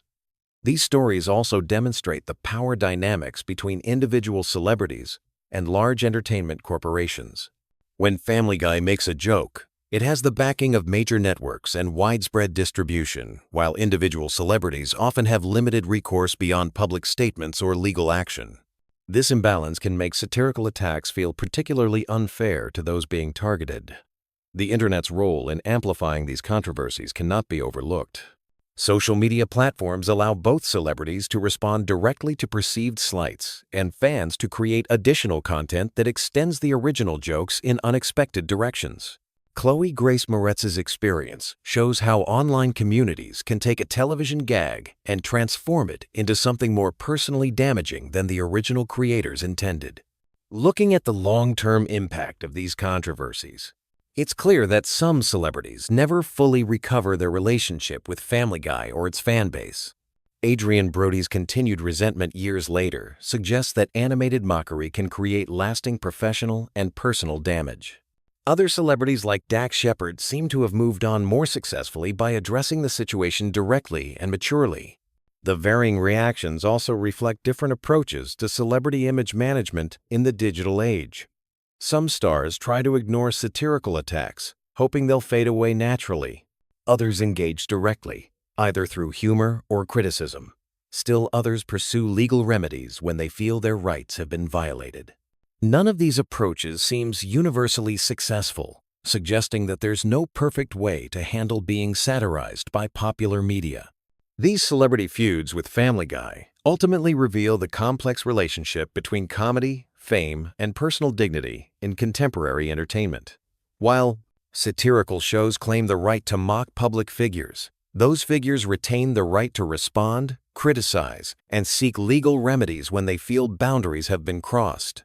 The ongoing debates about these controversies suggest that society is still figuring out the appropriate balance between comedic freedom and personal respect. As entertainment becomes more personalized and social media makes everyone more accessible, these questions will likely become even more complicated. Whether you think these celebrities were justified in their reactions or believe they should have just laughed it off, one thing is clear. Family Guy's willingness to target anyone and everyone has created a fascinating collection of bruised egos and public feuds that continues to spark conversation about the limits and responsibilities of satirical comedy. Want to dive deeper into Family Guy controversies and see why so many people are calling for the show to be canceled entirely? Check out our next video exploring the growing backlash against the series and whether all this controversy is finally catching up with Seth MacFarlane's creation. What if I told you that one cartoon dad has a higher body count than most movie villains? Today we're diving deep into the chaotic world of Peter Griffin and counting every single person this animated maniac has eliminated. Trust me, the numbers are absolutely insane. Most people think Peter Griffin is just a lovable goofball who makes stupid mistakes. But when you actually sit down and track his actions across hundreds of Family Guy episodes, a terrifying pattern emerges. This isn't just some clumsy dad bumbling through life. This is a walking disaster zone who leaves destruction wherever he goes. I spent weeks combing through every Family Guy episode, taking notes, rewinding scenes, and meticulously documenting each incident. What I discovered shocked me. Peter Griffin isn't just accidentally dangerous. He's legitimately one of the most prolific killers in television history. And the worst part? He never faces any real consequences. Let's start from the very beginning with Peter's first confirmed elimination. In only the second episode of the entire series, Peter runs down the Roadrunner from Looney Tunes while driving, just flattens the poor bird completely. When asked if he hit something, Peter casually dismisses it and keeps driving. That casual attitude toward taking a life, it sets the tone for everything that follows. The very next episode, things escalate dramatically. A tour bus pulls up to the Griffin house, and Peter completely loses his mind. He grabs a shotgun and opens fire on the entire vehicle. 3 people eliminated just like that. His reaction to seeing strangers at his door was immediate violence. No questions asked. No attempt at communication. Just grab a weapon and start shooting. Then there's the hospital incident that really showcases Peter's dangerous incompetence. Somehow this man was allowed to work as a doctor, which should have been a red flag for everyone involved. During what appears to be a routine procedure, Peter's negligence directly leads to a patient's death. The fact that he was even permitted near medical equipment shows a serious breakdown in the system. But Peter's killing spree really picks up steam when he temporarily takes over Death's job. With supernatural powers at his disposal, Peter becomes exponentially more dangerous. He kills 2 airline pilots mid-flight simply by touching them. Thousands of passengers could have died if not for quick thinking from another character who managed to land the plane. Peter's reaction to nearly causing a massive aviation disaster? He jokes about needing mittens. The pattern becomes clear early on. Peter has zero regard for human life and even less understanding of consequences. When tasked with simple babysitting duties, he leaves an infant to drown in a bathtub. His parenting instincts are so fundamentally broken that he can't even keep a baby alive for one evening. Speaking of children, Peter's relationship with kids is consistently disturbing. When he briefly works as a nanny dressed up like Mary Poppins, 2 children end up dead and hidden under a bed. These weren't accidents or misunderstandings. Peter's presence in any childcare situation inevitably leads to tragedy. But the really chilling moments come when Peter turns his violence toward his own family. In one episode, his negligence with home repairs leads to carbon monoxide poisoning that kills Lois, Chris, and Meg. Even though they're miraculously fine in the next episode, Peter's actions directly cause their deaths. A husband and father who accidentally kills his entire family should be traumatized for life. Peter just moves on like nothing happened. The mob-style execution of Brian over some leftover food shows Peter's capacity for cold-blooded murder. When his dog eats his chicken and drinks his cream soda, Peter responds with gangster-level violence. The casual way he eliminates a family member over such trivial matters reveals the true depth of his sociopathic tendencies. Peter's parenting philosophy seems to involve extreme violence as conflict resolution. When his daughter faces bullying at school, instead of speaking to teachers or parents, Peter takes matters into his own hands. The bully doesn't survive the encounter. Later, when presenting what he thinks is the bully's head to his son, Peter admits he got the wrong kid entirely. He murdered an innocent deaf child by mistake and shows no remorse whatsoever. The axe murder of Cleveland represents a turning point where Peter's violence becomes increasingly graphic and disturbing. This isn't cartoon slapstick anymore. This is genuine horror movie material. The casual way Peter wields deadly weapons against friends and neighbors shows a complete break from reality and basic human decency. From this point forward, Peter's methods become increasingly brutal, and his body count starts climbing exponentially. The chainsaw massacres alone account for dozens of victims. Peter goes from house to house like a serial killer, methodically eliminating anyone in his path. The fact that he seems to enjoy this level of violence makes it even more disturbing. One of the most senseless killings involves Peter murdering a child just to steal a jet ski. When his family points out they're literally standing next to their boat, Peter ignores them and commits homicide anyway. This isn't about necessity or even twisted logic. This is pure evil masked as comedy. The restaurant incident where Peter kills a woman named Erica while trying to prove his cooking skills demonstrates how his ego and incompetence create deadly combinations. Peter's need to show off constantly puts innocent people in mortal danger. Peter's involvement in sports inevitably leads to casualties. Every athletic activity he participates in somehow results in someone's death. Whether it's shot put, treasure hunting, or any other recreational activity, Peter transforms harmless fun into lethal encounters. The drunk driving incidents reveal another layer of Peter's criminal behavior. He openly admits to calculating exactly how much alcohol he can consume while still being able to drive. This premeditated approach to endangering others shows Peter knows his actions are dangerous, but simply doesn't care about the consequences. The Boston Marathon Massacre stands out as one of Peter's most heinous acts. Running down dozens of innocent runners during a major sporting event crosses the line from accidental violence into mass murder territory. The casualty count from this single incident rivals actual terrorist attacks. Peter's racism leads to deadly encounters as well. His casual bigotry creates situations where innocent people lose their lives simply for existing in Peter's presence. The Anthropology store incident perfectly captures how Peter's prejudices fuel his violent tendencies. When Peter briefly becomes death incarnate, his kill count skyrockets through supernatural means. Having the literal power of life and death in Peter's hands is like giving a nuclear weapon to a toddler. The pilots who die simply from Peter's touch represent just the beginning of the carnage.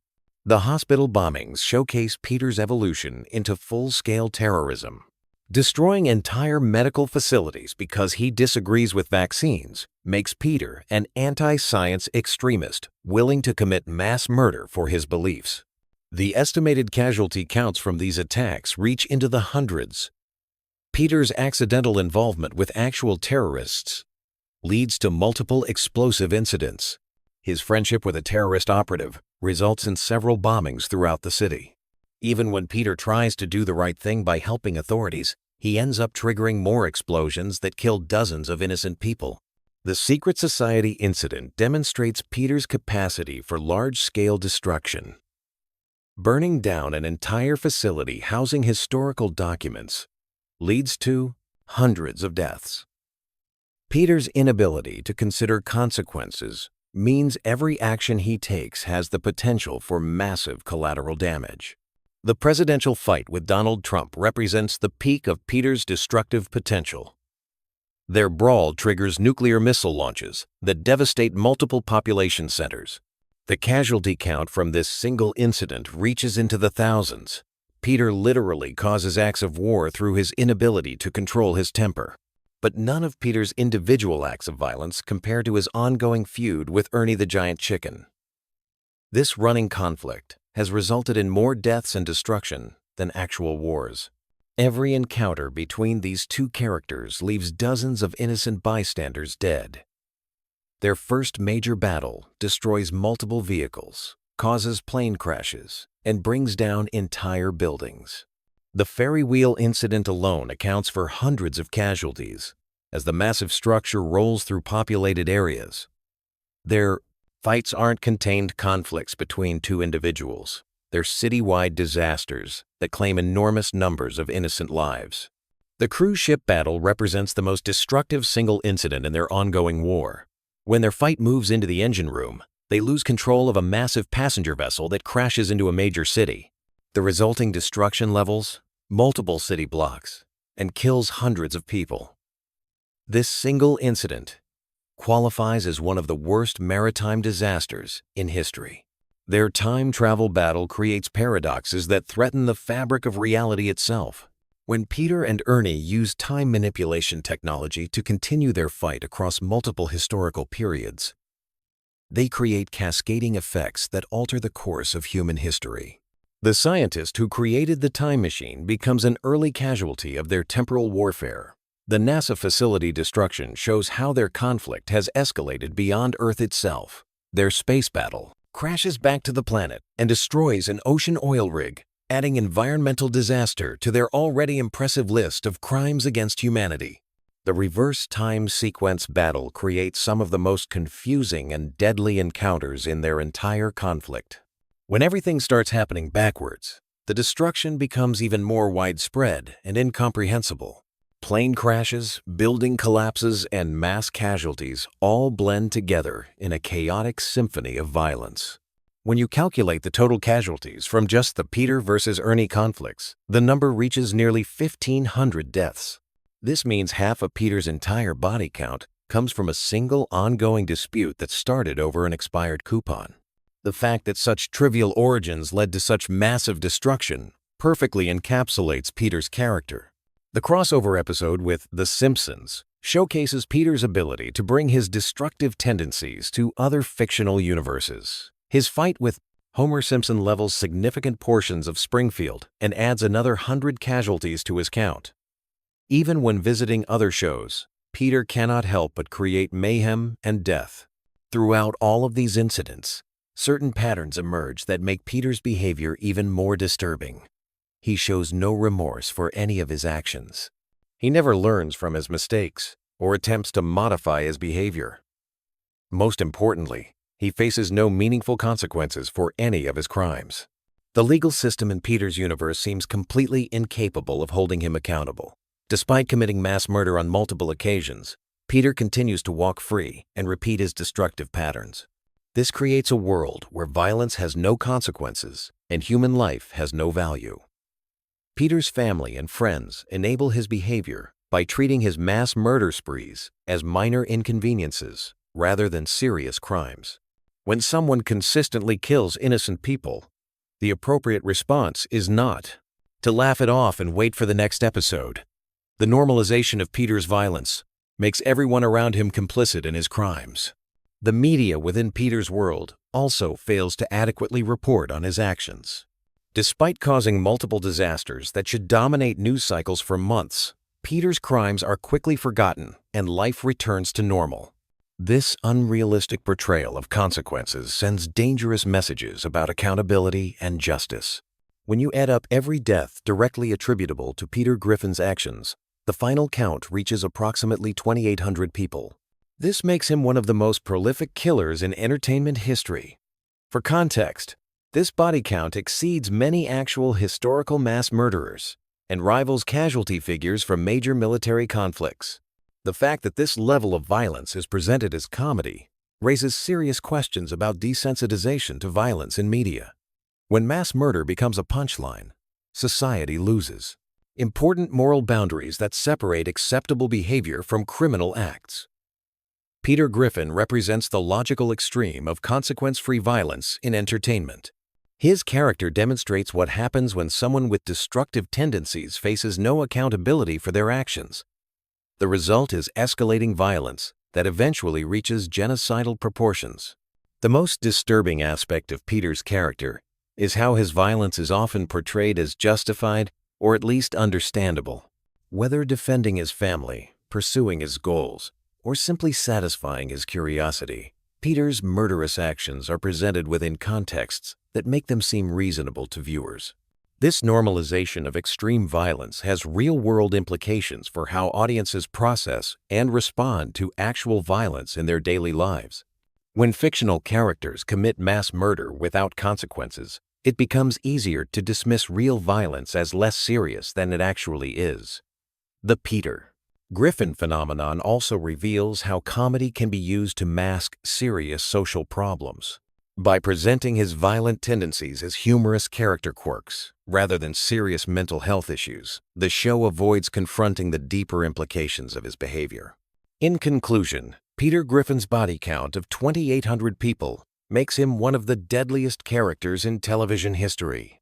His casual approach to mass murder, combined with the complete lack of consequences he faces, creates a character who embodies the worst aspects of unchecked violence and social irresponsibility. While Family Guy presents his actions as comedy, the sheer scale of death and destruction he causes reveals a character who belongs in prison rather than primetime television. Hey there, night owls and Family Guy fanatics! Before you drift off to dreamland, let me take you on a journey through the twisted world of Quahog and its unforgettable residents. Tonight we're diving deep into the most beloved and despised characters from Seth MacFarlane's animated masterpiece. So grab your favorite pillow, get comfortable, and let's explore the wild personalities that have kept us laughing and cringing for over 2 decades. Picture this: a small Rhode Island town where a talking baby plots world domination. A paralyzed cop remains the voice of reason, and a dog walks upright while nursing his literary pretensions. This is the bizarre universe of Family Guy, where moral compasses spin wildly and character development takes unexpected turns. Some residents of Quahog have captured our hearts with their quirky charm, while others have become the targets of fan frustration and outright hatred. What makes a Family Guy character lovable versus loathsome? Is it their moral fiber, their comedic timing, or simply how much chaos they create? As we journey through this character analysis, you'll discover why certain personalities have endured as fan favorites, while others have fallen from grace, becoming symbols of everything wrong with the show's direction. Let's begin our exploration with Joe Swanson, a character who stands out like a beacon of decency in an ocean of dysfunction. In a show filled with morally questionable individuals, Joe represents something genuinely admirable. Despite being confined to a wheelchair, he never allows his disability to define his worth or limit his capabilities as a police officer. His determination and positive attitude shine through even in the darkest episodes. What makes Joe so endearing is his refusal to play the victim. Instead of wallowing in self-pity, he embraces his condition with humor and grace. The self-deprecating jokes about his wheelchair become running gags that work precisely because Joe himself doesn't view his disability as a weakness. He's shown time and again that physical limitations cannot diminish his strength, courage, or effectiveness as both an officer and a friend. Remember that powerful episode where Joe temporarily regained the use of his legs? The transformation was startling. Power corrupted him almost instantly, turning our beloved reasonable Joe into an insufferable, cocky version of himself. It took his friends literally breaking his legs again to restore the Joe we knew and loved. This storyline brilliantly demonstrated that Joe's wheelchair wasn't a limitation, but rather an integral part of what made him special. Joe's genuine kindness shines through in his interactions with others, particularly in how he handles Meg's crush on him. Rather than humiliating her or making the situation awkward, he lets her down gently, showing the consideration and maturity that separates him from his less evolved friends. His relationship with Bonnie may have its challenges, but Joe consistently approaches their problems with patience and understanding. The contrast becomes stark when we examine Chris Griffin, who represents the opposite end of the likability spectrum. Chris has undergone one of the most disappointing character transformations in the series. What began as an awkward but relatably sweet teenager has devolved into something far more disturbing. His evolution from lovable oddball to creepy, perverted dunce has left many fans wondering what happened to the Chris they once enjoyed. Early Chris possessed an innocent goofiness that made his mistakes forgivable. He was weird, sure, but in an endearing way that reminded viewers of their own awkward teenage years. However, as seasons progressed, the writers seemed to drain all charm from his character, replacing it with increasingly disturbing behavior patterns that mirror his father's worst traits without any of the redeeming humor. The breaking point for many fans came during this episode where Chris's response to bullying involved kidnapping Stewie and locking him in a backpack. This wasn't just stupid or misguided. It revealed a genuinely sociopathic streak that made him irredeemably unlikable. His willingness to exploit and harm others for personal gain became a recurring theme that alienated viewers who had once rooted for him. Chris's artistic talents offered glimpses of potential depth, but the writers consistently chose to ignore these opportunities in favor of cheap, gross-out humor. Instead of developing his creative side, they reduced him to a walking masturbation joke, with no growth, no development, and no apparent purpose beyond making audiences uncomfortable. On the complete opposite end of the spectrum, we find Adam West, the delightfully unhinged mayor of Quahog. West represents everything wonderful about Family Guy's absurdist humor. His complete disconnection from reality combined with his earnest delivery of utterly ridiculous statements, creates comedy gold that never feels forced or artificial. What makes Mayor West so beloved is his authentic insanity. Unlike other characters whose crazy behavior feels calculated or mean-spirited, West's lunacy comes from a place of genuine confusion about how the world works. His attempts to gain superpowers by visiting toxic waste dumps or his confusion about basic concepts like public transportation create moments of pure comedic brilliance. The beauty of Adam West lies in his unpredictability. You never know what bizarre tangent his mind will take next, but you can be certain it will be hilarious. His complete lack of self-awareness, combined with his position of authority, creates endless opportunities for absurd situations that showcase the show's willingness to embrace complete nonsense in service of comedy. West's corruption stems not from malice or greed, but from his fundamental inability to understand basic concepts. This makes him simultaneously dangerous and endearing, a combination that few characters can pull off successfully. His random policy decisions and bizarre public appearances never fail to entertain, making him a consistent bright spot in the series. Bonnie Swanson presents a more complex case study in character likability. While Joe represents the best of humanity despite his physical challenges, Bonnie embodies frustration and resentment that many viewers find insufferable. Her constant complaints about her marriage feel particularly grating given her apparent unwillingness to actually address her supposed problems. Bonnie's role as the perpetual martyr becomes tiresome quickly. She acts as though caring for Joe is some unbearable burden, despite the fact that their relationship appears mutually beneficial. Her dependency on him contradicts her complaints about him, creating a character who seems more interested in generating sympathy than actually improving her situation. Her parenting, or lack thereof, presents another source of frustration. Bonnie shows minimal interest in her children, appearing detached and disengaged from their lives. This emotional distance, combined with her holier-than-thou attitude, creates a character who feels hypocritical and unlikable. Her affair with Brian further emphasizes her lack of respect for Joe, despite his obvious devotion to their family. The contrast between Bonnie and Joe highlights why Joe remains beloved, while Bonnie generates irritation. Joe faces genuine challenges with grace and humor, while Bonnie creates drama from relatively minor inconveniences.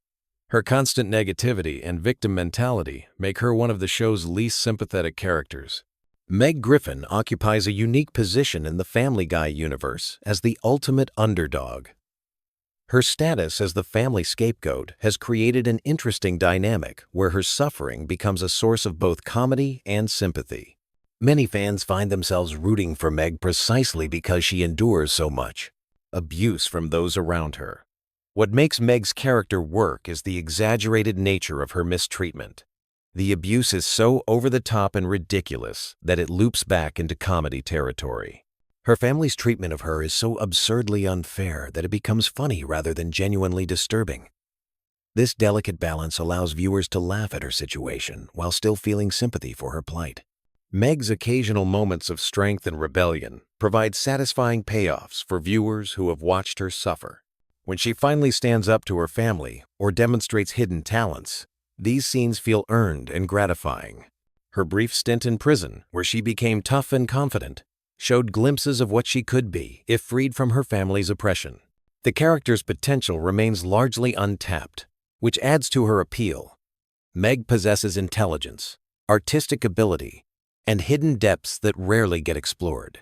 This untapped potential makes her feel more human and relatable than many of her more cartoonish family members. Her moments of genuine emotion and vulnerability create connections with viewers who see themselves in her struggles. Doug represents everything wrong with Family Guy's approach to rivalry characters. Introduced as Stewie's nemesis, Doug never lived up to his intended role as a worthy adversary. Instead, he became a repetitive annoyance that frustrated both Stewie and the audience. His upper-class smugness and apparent invincibility made him feel like a cheap plot device rather than a genuine character. The fundamental problem with Doug was his lack of interesting qualities. He wasn't clever enough to match Stewie intellectually, funny enough to be entertaining, or threatening enough to feel dangerous. He was simply there, taking up screen time that could have been better used developing existing characters or introducing more compelling new ones. Stewie's inability to defeat Doug felt wrong for his character. The genius baby, who builds time machines and death rays, should not be consistently outsmarted by a slightly privileged toddler. This dynamic undermined Stewie's established competence and made their conflicts feel artificial and frustrating. The writer's decision to unceremoniously kill Doug off-screen felt like an admission of failure. Rather than providing closure to his storylines or giving him a memorable exit, they simply erased him from the show, leaving viewers with no payoff for the time they had invested in his conflicts with Stewie. Carter Pewterschmidt succeeds where Doug fails by embracing his role as an entertaining antagonist. As Lois's father and Peter's nemesis, Carter embodies every negative stereotype about wealthy elites while remaining genuinely funny. His complete disconnection from normal life, combined with his ruthless business practices, creates a character who is simultaneously despicable and hilarious. Carter's disdain for Peter provides some of the show's best ongoing comedy. His barely concealed contempt for his son-in-law, combined with his obvious belief that Lois deserves better, creates tension that translates into laughs. The fact that he's not entirely wrong about Peter's shortcomings adds depth to their antagonistic relationship. What makes Carter entertaining, rather than annoying, is his honesty about his awfulness. He never pretends to be a good person or tries to justify his selfish behavior. His brutal honesty about his motivations and his complete lack of self-awareness create comedy that feels authentic to his character. He knows exactly what he likes and uses his wealth to get it. Consequences be damned. Carter's capitalism, taken to absurd extremes, provides commentary on wealth inequality while remaining funny. His casual dismissal of poor people's problems and his genuine confusion about how normal people live create moments that are both satirical and comedic. He represents everything wrong with the ultra-wealthy, while being entertaining enough that viewers enjoy watching him. Herbert the Pervert represents one of Family Guy's most controversial characters. While some viewers find his antics mildly amusing, many fans consider him genuinely disturbing rather than funny. His entire character revolves around inappropriate behavior toward children, which crosses lines that many viewers find uncomfortable. The problem with Herbert lies in his one-note nature. Unlike other problematic characters who possess redeeming qualities or interesting depths, Herbert exists solely to make inappropriate jokes about children. This limited scope makes him feel more like a running gag that has overstayed its welcome rather than a fully developed character. Herbert's voice and mannerisms, while distinctive, quickly become grating rather than endearing. His appearances often feel forced, as though the writers are including him simply because he exists rather than because he serves any narrative purpose. This makes his scenes feel like interruptions rather than integral parts of episodes. The character's uncomfortable implications make many viewers question whether his inclusion is worth the potential laughs. While Family Guy has always pushed boundaries, Herbert's particular brand of humor feels more creepy than clever, leading many fans to wish he would simply disappear from the show entirely. Quagmire presents one of the most complex cases in Family Guy character analysis. His status as a perverted neighbor should make him completely unlikable, yet he maintains a dedicated fan base who appreciate his role in the show's dynamic. His relationships with women are deeply problematic, but his character possesses enough depth and humor to keep many viewers entertained. What saves Quagmire from complete condemnation is his occasional display of genuine care and loyalty. His protection of his sister Brenda and his willingness to stand up to her abusive boyfriend showed a side of him that transcended his usual selfish behavior. These moments of heroism provide glimpses of decency beneath his problematic exterior. Quagmire's rivalry with Brian offers some of the series' most memorable confrontations. His brutal takedown of Brian's hypocrisy during their dinner argument became an instant classic moment that many fans still quote. His ability to see through Brian's pretentious facade and call him out directly resonated with viewers who had grown tired of Brian's self-righteousness. The character's backstory adds layers that make him more than just a one-dimensional pervert. His complicated relationship with his father Ida and his genuine care for his cats reveal aspects of his personality that contradict his surface-level characterization. These contradictions make him feel more human and complex than many other characters. Brian Griffin represents perhaps the most dramatic fall from grace in Family Guy history. Once beloved as the voice of reason and moral center of the Griffin family, Brian has transformed into one of the show's most insufferable characters. His evolution from lovable family pet to pretentious hypocrite has alienated many longtime fans. Early Brian possessed integrity and intelligence that made him a compelling character. His refusal to cheat on exams and his genuine concern for his family's well-being established him as someone worth rooting for. However, as seasons progressed, his worst traits became more pronounced, while his positive qualities faded into memory. Brian's literary pretensions have become a source of endless frustration for viewers. His constant references to his unfinished novel and his pseudo-intellectual posturing feel tired and repetitive. His tendency to break up with women for being smarter than him reveals the shallow nature of his supposed intellectualism. The character's selfishness has reached levels that make him genuinely unlikable. His refusal to wear a flea collar despite infesting his entire family, his exploitation of Stewie's kindness, and his terrible treatment of his son Dylan paint a picture of someone who cares only about himself. His death and subsequent resurrection felt like missed opportunities to either give him meaningful character growth or replace him permanently. Brian's romantic relationships showcase his hypocrisy most clearly. He complains about only dating unintelligent women while actively seeking out such relationships. His inability to maintain connections with educated, accomplished women reveals his own insecurities and shallow nature. His treatment of women ranges from dismissive to actively harmful. Stewie Griffin stands as Family Guy's greatest character success story. His evolution from one-dimensional evil baby to complex, witty, and emotionally engaging character represents the best of what the show can achieve when it focuses on character development. His journey from would-be world conqueror to beloved family member has been genuinely compelling to watch. What makes Stewie so endearing is his combination of childish wonder and adult sophistication. His advanced vocabulary and complex schemes contrast beautifully with his genuine need for love and acceptance. This duality creates comedy that feels both intelligent and heartfelt, a rare combination in the Family Guy universe. Stewie's relationship with Brian, despite Brian's recent character deterioration, has provided some of the series' most memorable and touching moments.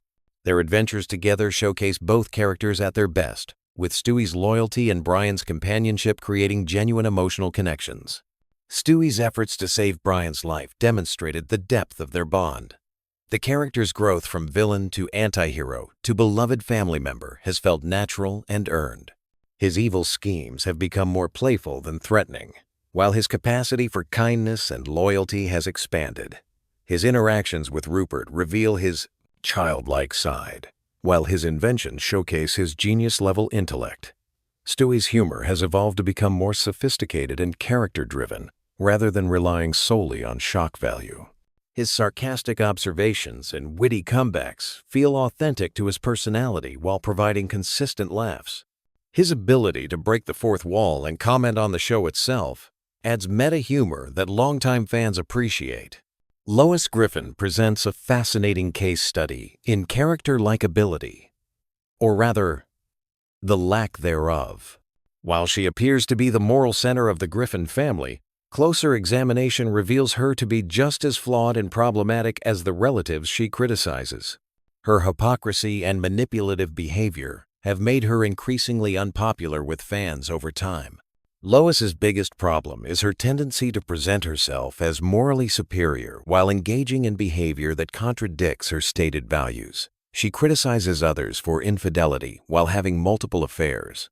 Herself, she plays the concerned mother while neglecting her children's actual needs. This disconnect between her self-image and her actions creates a character who feels dishonest and frustrating. Her treatment of Meg represents some of her worst behavior. While Peter's abuse of Meg is overt and cartoonish, Lois's neglect and emotional manipulation feel more realistic and therefore more disturbing. Her tendency to gaslight Meg and play the victim when confronted about her parenting failures reveals a calculating side to her personality. Lois's violent tendencies, particularly after learning martial arts, showcase her capacity for genuine cruelty. Her attacks on innocent people and her aggressive behavior toward service workers reveal someone with serious anger management issues.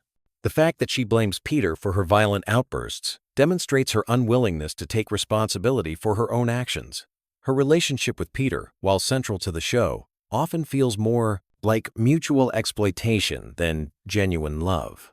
Both characters use each other for their own purposes, with Lois frequently manipulating Peter's stupidity to get her way. This dynamic makes their marriage feel hollow and transactional, rather than romantic or meaningful. Dr. Hartman provides comic relief through his spectacular medical incompetence.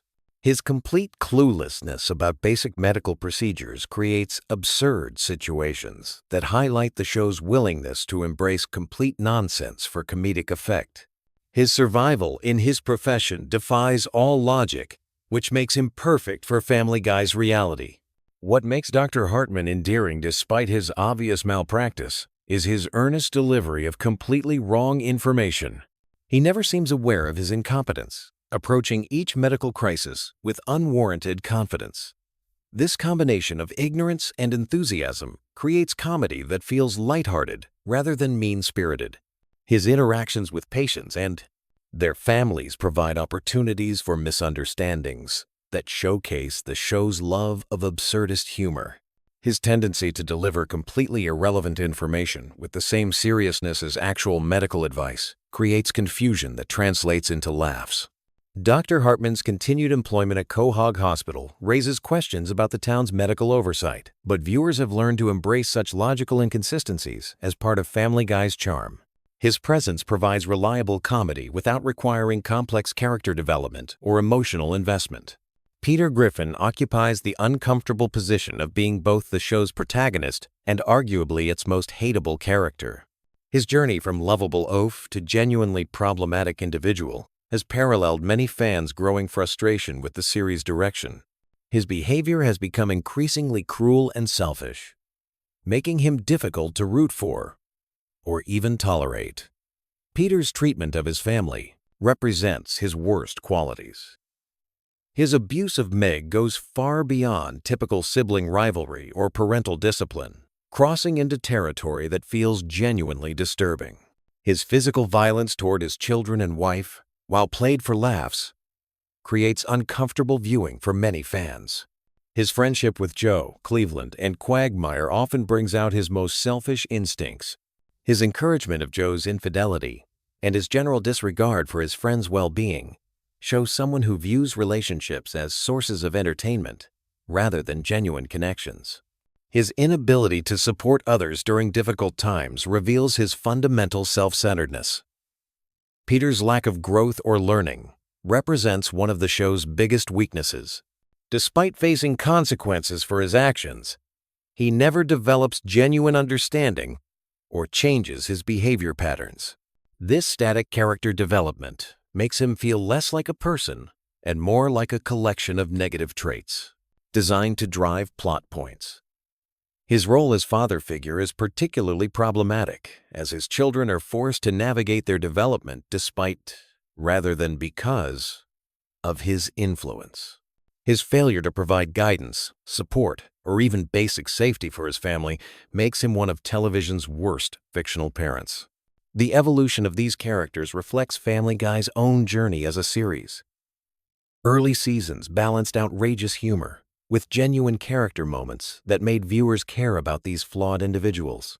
As time progressed, the show's emphasis shifted toward shock value and repetitive gags at the expense of character development. Some characters, like Stewie and Joe, have maintained their appeal through consistent characterization and occasional growth. Others, like Brian and Chris, have suffered from writers who seemed more interested in exploiting their worst traits than exploring their potential for development. Still, others, like Peter and Lois, have become any-eaty, increasingly unlikable as their negative qualities have been amplified without corresponding positive growth. The most beloved Family Guy characters tend to possess self-awareness about their flaws or demonstrate genuine care for others despite their problems. Joe's kindness, Stewie's loyalty, and even Carter's honesty about his selfishness make them more palatable than characters who lack these redeeming qualities. Conversely, the most hated characters often combine terrible behavior with hypocrisy or complete lack of self-reflection. Brian's pretentiousness, Lois's manipulation, and Peter's cruelty become harder to tolerate when the characters themselves seem unaware of or indifferent to their impact on others. The show's treatment of these characters also influences fan perception. Characters who face consequences for their actions or show occasional vulnerability tend to maintain viewer sympathy longer than those who seem invulnerable to the effects of their behavior. The parenter. Writers' willingness to explore character depths versus relying on surface-level gags often determines whether characters remain fresh or become stale. Family Guy's character dynamics work best when they balance outrageous behavior with moments of genuine humanity. The show's finest episodes often feature characters stepping outside their established roles to reveal hidden depths or unexpected kindness. These moments remind viewers why they became invested in these characters originally. As you settle into sleep tonight, consider how these complex personalities have evolved over more than 20 years of television. Some have grown into beloved icons of animated comedy, while others have become cautionary tales about the importance of character development and consistency. The residents of Quahog continue to entertain, frustrate, and surprise audiences with their unpredictable antics. Whether you love them or hate them, these characters have become integral parts of popular culture, inspiring countless discussions, debates, and analyses like this one. Sweet dreams, and may your subconscious sort through the chaos of Family Guy's character landscape as peacefully as possible.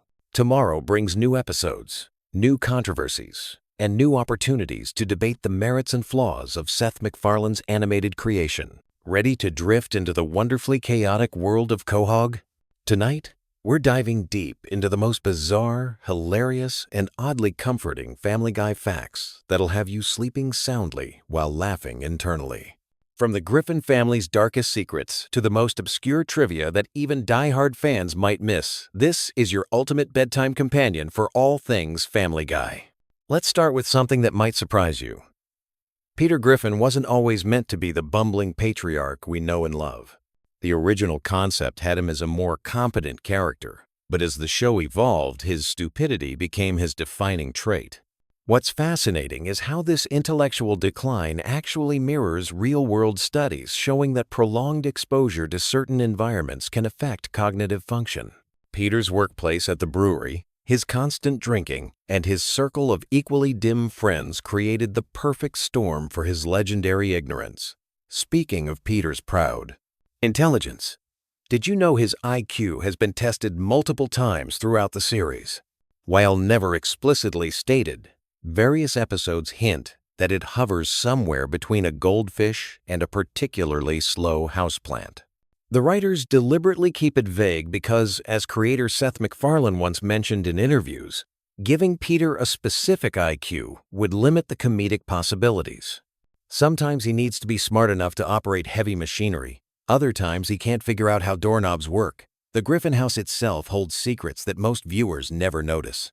The layout has mysteriously changed dozens of times throughout the series, with rooms appearing and disappearing like they're part of some supernatural phenomenon. The basement alone has been everything from a simple storage space to an elaborate laboratory, a nightclub, and even home to Peter's secret basement family. This isn't just inconsistent animation, it's actually become a running gag among the production team, who deliberately shift the house's internal geography to mess with detail-oriented fans. Here's something that'll make you appreciate Stewie even more. His distinctive British accent wasn't originally planned. Seth MacFarlane was experimenting with different voices during early development, and the posh British accent was meant to be temporary. However, when they recorded the first few episodes, the contrast between this sophisticated voice coming from a baby was so hilarious that they kept it. The accent also serves a deeper purpose, representing Stewie's intellectual superiority over his family. while simultaneously making his evil plots seem more theatrical than genuinely threatening. Brian Griffin represents one of television's most complex characters when you really think about it.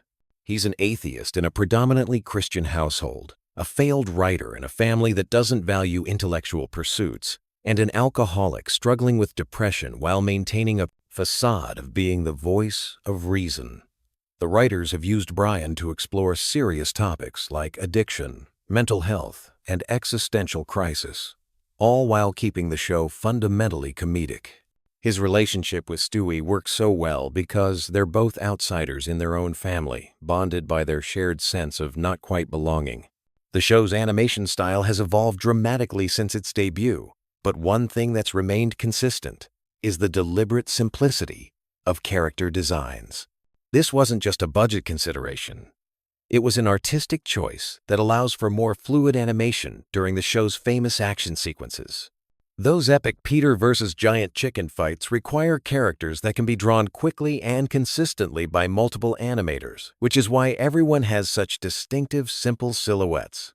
Cleveland's departure and return to the show created one of the most interesting character arcs in animated television. When he left for his own spin-off, the writers had to figure out how to maintain the dynamic of Peter's friend group. Joe and Quagmire's personalities were subtly adjusted to fill the void Cleveland left behind. When Cleveland returned after his show was canceled, he was noticeably different, more cynical, and world-weary, reflecting both the character's experiences and perhaps the writer's own feelings about the failed spin-off. The show's time travel episodes aren't just random comedy. They're actually carefully constructed to avoid major paradoxes while still allowing for maximum chaos. Stewie's time machine has specific rules that the writers follow consistently, even when it's not explicitly stated. Time travelers can't prevent their own birth. Major historical events have a way of correcting themselves, and actions in the past create ripple effects rather than complete timeline rewrites. This attention to detail in such a seemingly chaotic show demonstrates the sophisticated writing behind the surface-level humor. Meg's treatment by her family has sparked countless discussions about bullying and family dynamics.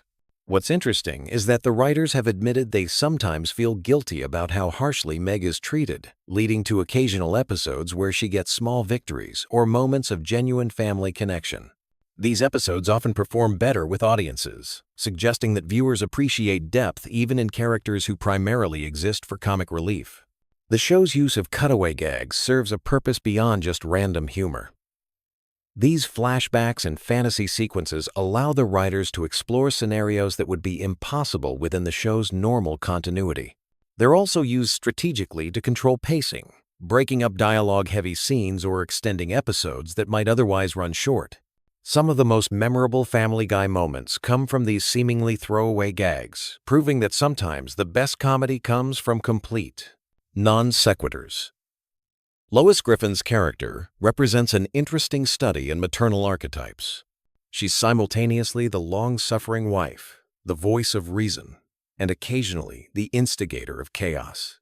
Her wealthy background provides constant opportunities for class-based humor, while her decision to marry Peter creates natural conflict with her family. The writers have explored her character depth through various episodes, showing her capacity for both nurturing and destruction, making her far more complex than the typical animated housewife. The show's musical numbers aren't just entertainment. They serve specific narrative functions. Songs are used to advance plot, develop character relationships, and provide emotional beats that straight dialogue might not achieve. The production team includes talented musicians who ensure these sequences feel authentic rather than forced. Some episodes are structured entirely around musical numbers, creating mini operettas within the traditional sitcom format. Family Guy's relationship with censorship has created some of the show's most creative moments. When standards and practices reject certain content, the writers often find more clever ways to address the same topics. This has led to some surprisingly sophisticated social commentary disguised as silly cartoon humor. The show's late-night time slot allows for more adult content, but the writers still push boundaries in ways that require careful navigation of network policies. The voice acting process for Family Guy is unique in animation. Seth MacFarlane voices multiple main characters, often having conversations with himself that require precise timing and distinct vocal characterizations. Recording sessions involve complex choreography as he switches between Peter, Brian, and Stewie, sometimes within single scenes. Other voice actors have adapted to this rhythm, creating an ensemble performance style that's rare in animation. The show's treatment of death and resurrection has become increasingly casual over the years. Characters have died and returned so often that mortality has lost much of its dramatic weight. This reflects both the show's cartoon logic and its approach to consequences. Actions that would be traumatic in real life become temporary inconveniences in the Family Guy universe, allowing for more extreme comedy without lasting emotional impact. Product placement and corporate references in Family Guy often serve dual purposes. While they sometimes represent genuine sponsorship deals, they're more often used for satirical commentary on consumer culture. The show frequently mocks the very brands it features, creating a complex relationship between commercial interests and creative expression. This balancing act reflects broader tensions in modern television production. The show's international versions reveal interesting cultural adaptations. Different countries handle the humor differently, sometimes replacing American-specific references with local equivalents. These translations offer insight into how comedy translates across cultural boundaries and what elements of Family Guy appeal to global audiences versus American-specific humor. Background characters in Family Guy often have surprisingly detailed backstories that never make it into episodes.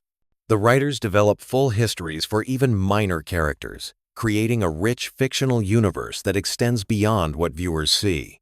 This attention to detail helps maintain consistency and provides material for potential future storylines, even if most of this information never becomes canonical. The show's handling of controversial topics has evolved significantly since its early seasons. What began as relatively straightforward shock humor has developed into more nuanced social commentary, though it still maintains its irreverent tone. The writers have learned to balance pushing boundaries with responsible storytelling, creating content that generates discussion rather than just controversy. Seth MacFarlane's musical background significantly influences the show's comedy style. His training in musical theater brings a sense of timing and rhythm to dialogue that's unusual in animated comedy.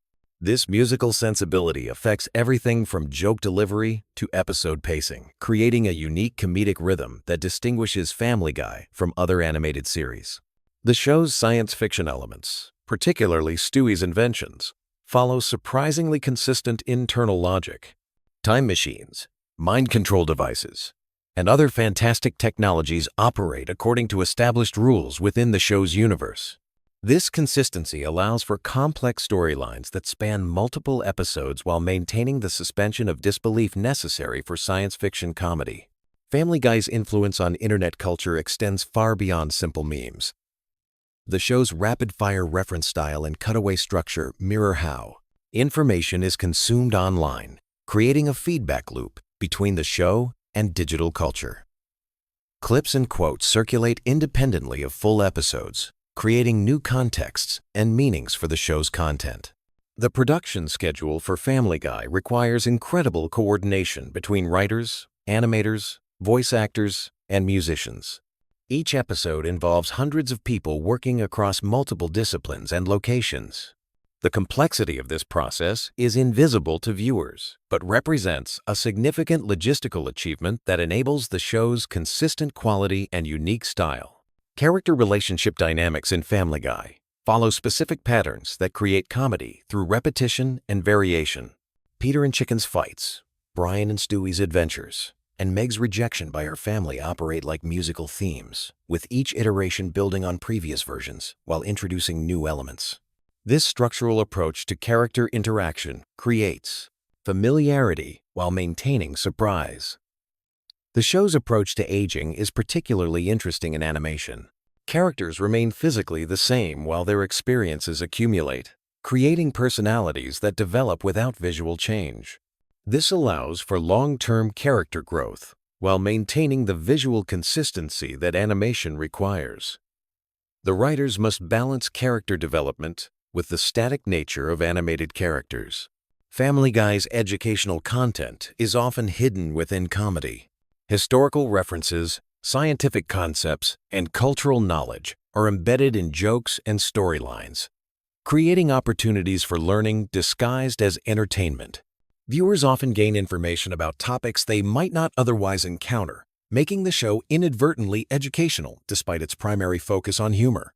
The show's production team includes specialists in various fields who ensure accuracy in specialized content, medical procedures, legal situations, and technical details are researched to maintain believability even within the show's exaggerated reality. This attention to detail supports the show's ability to tackle complex topics while maintaining its comedic tone. Sound design in Family Guy extends beyond dialogue and music to create a rich auditory landscape. Background sounds, sound effects, and ambient noise contribute to the show's atmosphere and comedic timing. The production team uses audio to enhance visual gags and create emotional responses that support the storytelling. The show's merchandising strategy reflects its cultural impact and commercial success. Products range from simple apparel to complex collectibles, creating multiple revenue streams that support continued production. The variety of merchandise also demonstrates the show's broad appeal across different demographic groups and age ranges. Family Guy's influence on other animated shows is evident in the proliferation of adult-oriented animated comedy. The show's success paved the way for numerous imitators and inspired shows that push boundaries in different directions. This influence extends beyond animation to live-action comedy, creating a lasting impact on television humor. As we drift toward sleep, remember that Family Guy represents more than just animated comedy. It's a cultural phenomenon that reflects our society's humor, values, and contradictions. The Griffin family's chaos mirrors our own family dynamics. Their struggles echo our personal challenges, and their resilience reminds us that laughter can overcome almost anything.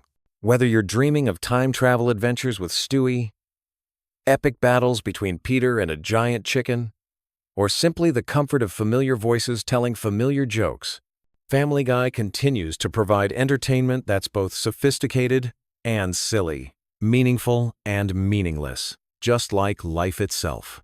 Sweet dreams. And remember, somewhere in Quahog, the Griffin family is probably getting into another ridiculous situation that'll make you laugh tomorrow. Picture this. It's 2 a.m. You're exhausted, but somehow still scrolling through YouTube. And suddenly you stumble across a Family Guy compilation that's supposed to help you sleep. Sounds weird, right? Well, you're not alone. Millions of people have discovered that this chaotic animated sitcom has become the ultimate sleep aid. And today we're diving deep into the fascinating world of Family Guy sleep culture and uncovering some mind-blowing facts that'll change how you think about this phenomenon forever. Before we get started, let me ask you something. Have you ever found yourself drifting off to the sounds of Peter Griffin's ridiculous antics? If so, you're part of a massive community that's turned what was meant to be comedy gold into the perfect bedtime soundtrack. And trust me, by the end of this video, you'll understand exactly why this works so well and discover some incredible secrets about the show that even die-hard fans don't know. Let's start with the most surprising fact of all. Family Guy wasn't designed to be relaxing, yet it's become one of the most popular sleep aids on the internet. The reason behind this paradox is actually rooted in psychology. Our brains crave familiar patterns when we're trying to wind down. And after more than 2 decades on air, Family Guy has created a predictable rhythm that viewers find comforting. The show's structure follows a specific formula that makes it perfect for background noise. Each episode contains multiple short segments, cutaway gags that last just long enough to capture attention without requiring deep focus, and character voices that remain consistent throughout. This creates what sleep experts call a cognitive lullaby, where your brain can partially engage without becoming overstimulated. But here's where it gets really interesting. The show's creator, Seth MacFarlane, has actually acknowledged this unexpected use of his creation. In interviews, he's mentioned receiving countless messages from fans who use Family Guy episodes to fall asleep. What's fascinating is that this wasn't intentional. but it happened because of specific audio design choices made during production. The audio mixing in Family Guy is deliberately compressed, meaning the difference between the loudest and quietest sounds is minimized. This prevents jarring volume spikes that might wake you up. Unlike many other TV shows where dramatic music or sound effects can suddenly blast through your speakers, the voice acting also maintains a relatively steady pitch and tone, creating a consistent audio environment that's conducive to relaxation. Now let's talk about the science behind why repetitive content helps us sleep. When we watch the same episodes repeatedly, our brains start to predict what's coming next. This predictability reduces anxiety and mental stimulation, allowing our minds to gradually wind down. Family Guy episodes are structured in a way that supports this process, with familiar character, dynamics, and recurring gags that create a sense of security. The phenomenon has grown so large that entire YouTube channels are dedicated to Family Guy sleep compilations. These videos regularly rack up millions of views, with comment sections filled with people sharing their gratitude for finding the perfect sleep content. Some compilations run for 10, 12, even 15 hours, specifically designed to play throughout the entire night without interruption. What makes this even more remarkable is the demographic involved. While Family Guy's primary audience skews toward adults aged 18 to 49, the sleep community spans all age groups. Parents report using these compilations to help their children fall asleep, while elderly viewers have discovered that familiar voices and simple storylines provide comfort during restless nights. The cultural impact of this trend extends beyond just sleep habits. It's created a shared experience among viewers who might never meet but who all understand the comfort of falling asleep to Peter Griffin's voice. Social media groups dedicated to Family Guy sleep content have thousands of members who share their favorite episodes, discuss which seasons work best for sleeping, and even create custom playlists for different moods. But let's dive deeper into what makes Family Guy specifically effective compared to other animated shows. The key lies in its character consistency and emotional tone. Unlike shows with dramatic story arcs or intense emotional moments, Family Guy maintains a relatively flat emotional landscape. Even when conflicts arise, they're typically resolved quickly and without lasting consequences, preventing the kind of narrative tension that might keep your mind active. The show's humor style also plays a crucial role. The comedy is largely observational and referential, rather than building toward major punchlines that require your full attention. This allows viewers to drift in and out of consciousness without feeling like they're missing important plot points or set-up payoff sequences that other comedies rely on. Character voice consistency is another crucial factor. Seth MacFarlane voices multiple main characters, including Peter, Brian, and Stewie, creating a unified vocal landscape. His voice acting style maintains consistent energy levels and delivery patterns across different characters, contributing to the overall audio stability that makes the show suitable for sleep. The animation style itself supports the sleep-friendly nature of the content. Family Guy uses bright, primary colors and simple character designs that don't create visual complexity or overstimulation. The backgrounds are typically static, and camera movements are minimal compared to more action-oriented animated series. This visual simplicity prevents the kind of dynamic imagery that might keep viewers visually engaged when they're trying to relax. Research into sleep and media consumption has revealed some fascinating insights about why certain content works better than others for bedtime viewing. Studies show that familiar content reduces cortisol levels, the stress hormone that keeps us alert and awake. When we watch something we've seen before, our brains don't need to work as hard to process new information, allowing other systems to begin the shutdown process necessary for sleep. The episodic nature of Family Guy also supports healthy sleep habits. Unlike serialized dramas that create cliffhangers and emotional investment in ongoing storylines, Family Guy episodes are largely self-contained. This means viewers don't feel compelled to stay awake to find out what happens next, reducing the kind of narrative anxiety that can interfere with sleep onset. Temperature regulation during sleep is crucial, and surprisingly, the content we consume before bed can affect our body's ability to cool down. Family Guy's predictable pacing and familiar content help maintain steady heart rate and breathing patterns, supporting the natural temperature drop that signals our bodies it's time to sleep. The show's approach to conflict resolution also contributes to its sleep-friendly qualities. Most episodes follow a pattern where problems are introduced and resolved within 22 minutes, creating a sense of completion and closure that helps viewers feel satisfied and ready to rest. This is dramatically different from shows that end episodes with unresolved tension or dramatic cliffhangers. Cultural references and pop culture jokes in Family Guy serve an interesting function for sleep viewers. Because many of these references are repeated across multiple episodes and seasons, they create layers of familiarity that deepen over time. Longtime viewers develop an almost subliminal recognition of these patterns, further enhancing the comfort and predictability that supports sleep. The timing of cutaway gags is another element that works in favor of sleep viewers. These brief tangential scenes typically last between 10 to 30 seconds, providing just enough variety to prevent complete monotony while maintaining the overall flow of familiar content. They're short enough that viewers who drift off won't miss significant plot development, but engaging enough to provide gentle mental stimulation for those still partially awake.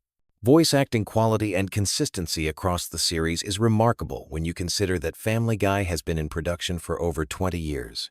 The main voice actors have maintained their character voices with impressive consistency, creating an audio signature that remains recognizable and comforting across different seasons and episodes.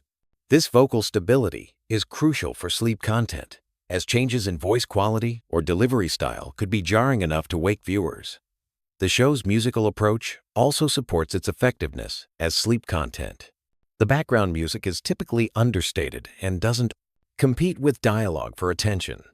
Musical cues are predictable and rarely feature sudden volume changes or jarring instrumental choices that might disrupt the relaxation process.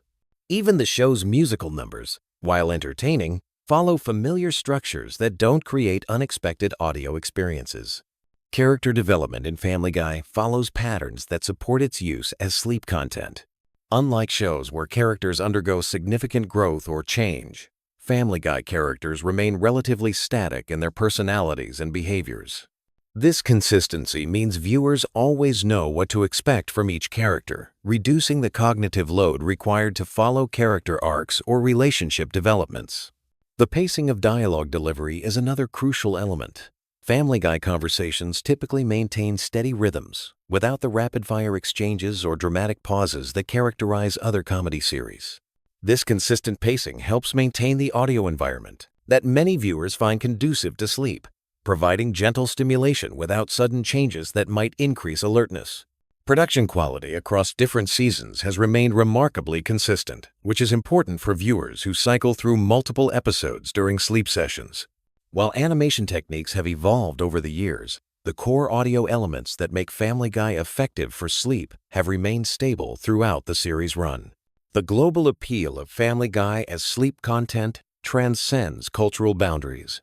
International viewers report similar experiences with the show's sleep-inducing properties, even when watching dubbed versions in their native languages. This suggests that the fundamental structural elements that make the show effective for sleep are independent of specific cultural references or language-based humor. Streaming platform algorithms have recognized this usage pattern and now actively recommend Family Guy content to viewers who consume other sleep-related media. This has created a feedback loop where the show's sleep community continues to grow as more people discover its effectiveness through algorithmic suggestions. The economic impact of this trend is substantial. Streaming services have reported that Family Guy episodes generate billions of hours of viewing time, with a significant portion of that consumption happening during typical sleep hours. This has influenced licensing decisions and content acquisition strategies across multiple platforms. Medical professionals have begun studying the Family Guy sleep phenomenon as part of broader research into media-assisted sleep techniques. While not officially prescribed as a sleep aid, some sleep specialists acknowledge that for certain individuals, familiar comedic content can be part of a healthy bedtime routine when used appropriately. The community aspect of Family Guy sleep culture has created unique social connections. Online forums feature discussions about optimal episode selections, volume levels, and viewing setups specifically designed for sleep use. These communities provide support and advice for people struggling with insomnia or other sleep difficulties. Production decisions made decades ago continue to influence the show's effectiveness as sleep content today. Early episodes featured simpler audio mixing and more straightforward storylines that many sleep viewers prefer. This has led to interesting discussions about which seasons and episodes work best for different types of sleep needs. The psychological comfort provided by Family Guy's dysfunctional but ultimately loving family dynamic resonates with viewers seeking emotional stability before sleep. Despite the characters' many flaws and conflicts, the show consistently reinforces themes of family loyalty and unconditional acceptance that can provide emotional security during vulnerable sleep periods. As we wrap up this exploration of Family Guy's unexpected role as the internet's favorite sleep aid, it's clear that this phenomenon represents something much larger than just a quirky viewing habit. It demonstrates how content creators can accidentally tap into deep psychological needs, how communities form around shared experiences, and how familiar media can provide comfort in our increasingly chaotic world. Whether you're a longtime member of the Family Guy sleep community or someone who's never considered using animated sitcoms as a relaxation tool, this trend offers fascinating insights into human psychology, media consumption, and the unexpected ways we find peace in our daily lives. The next time you're struggling to fall asleep, you might want to give those Family Guy compilations a try. You'll be joining millions of viewers who have discovered that sometimes the best lullaby comes from the most unexpected source, and you might just find yourself sleeping better than you have in years.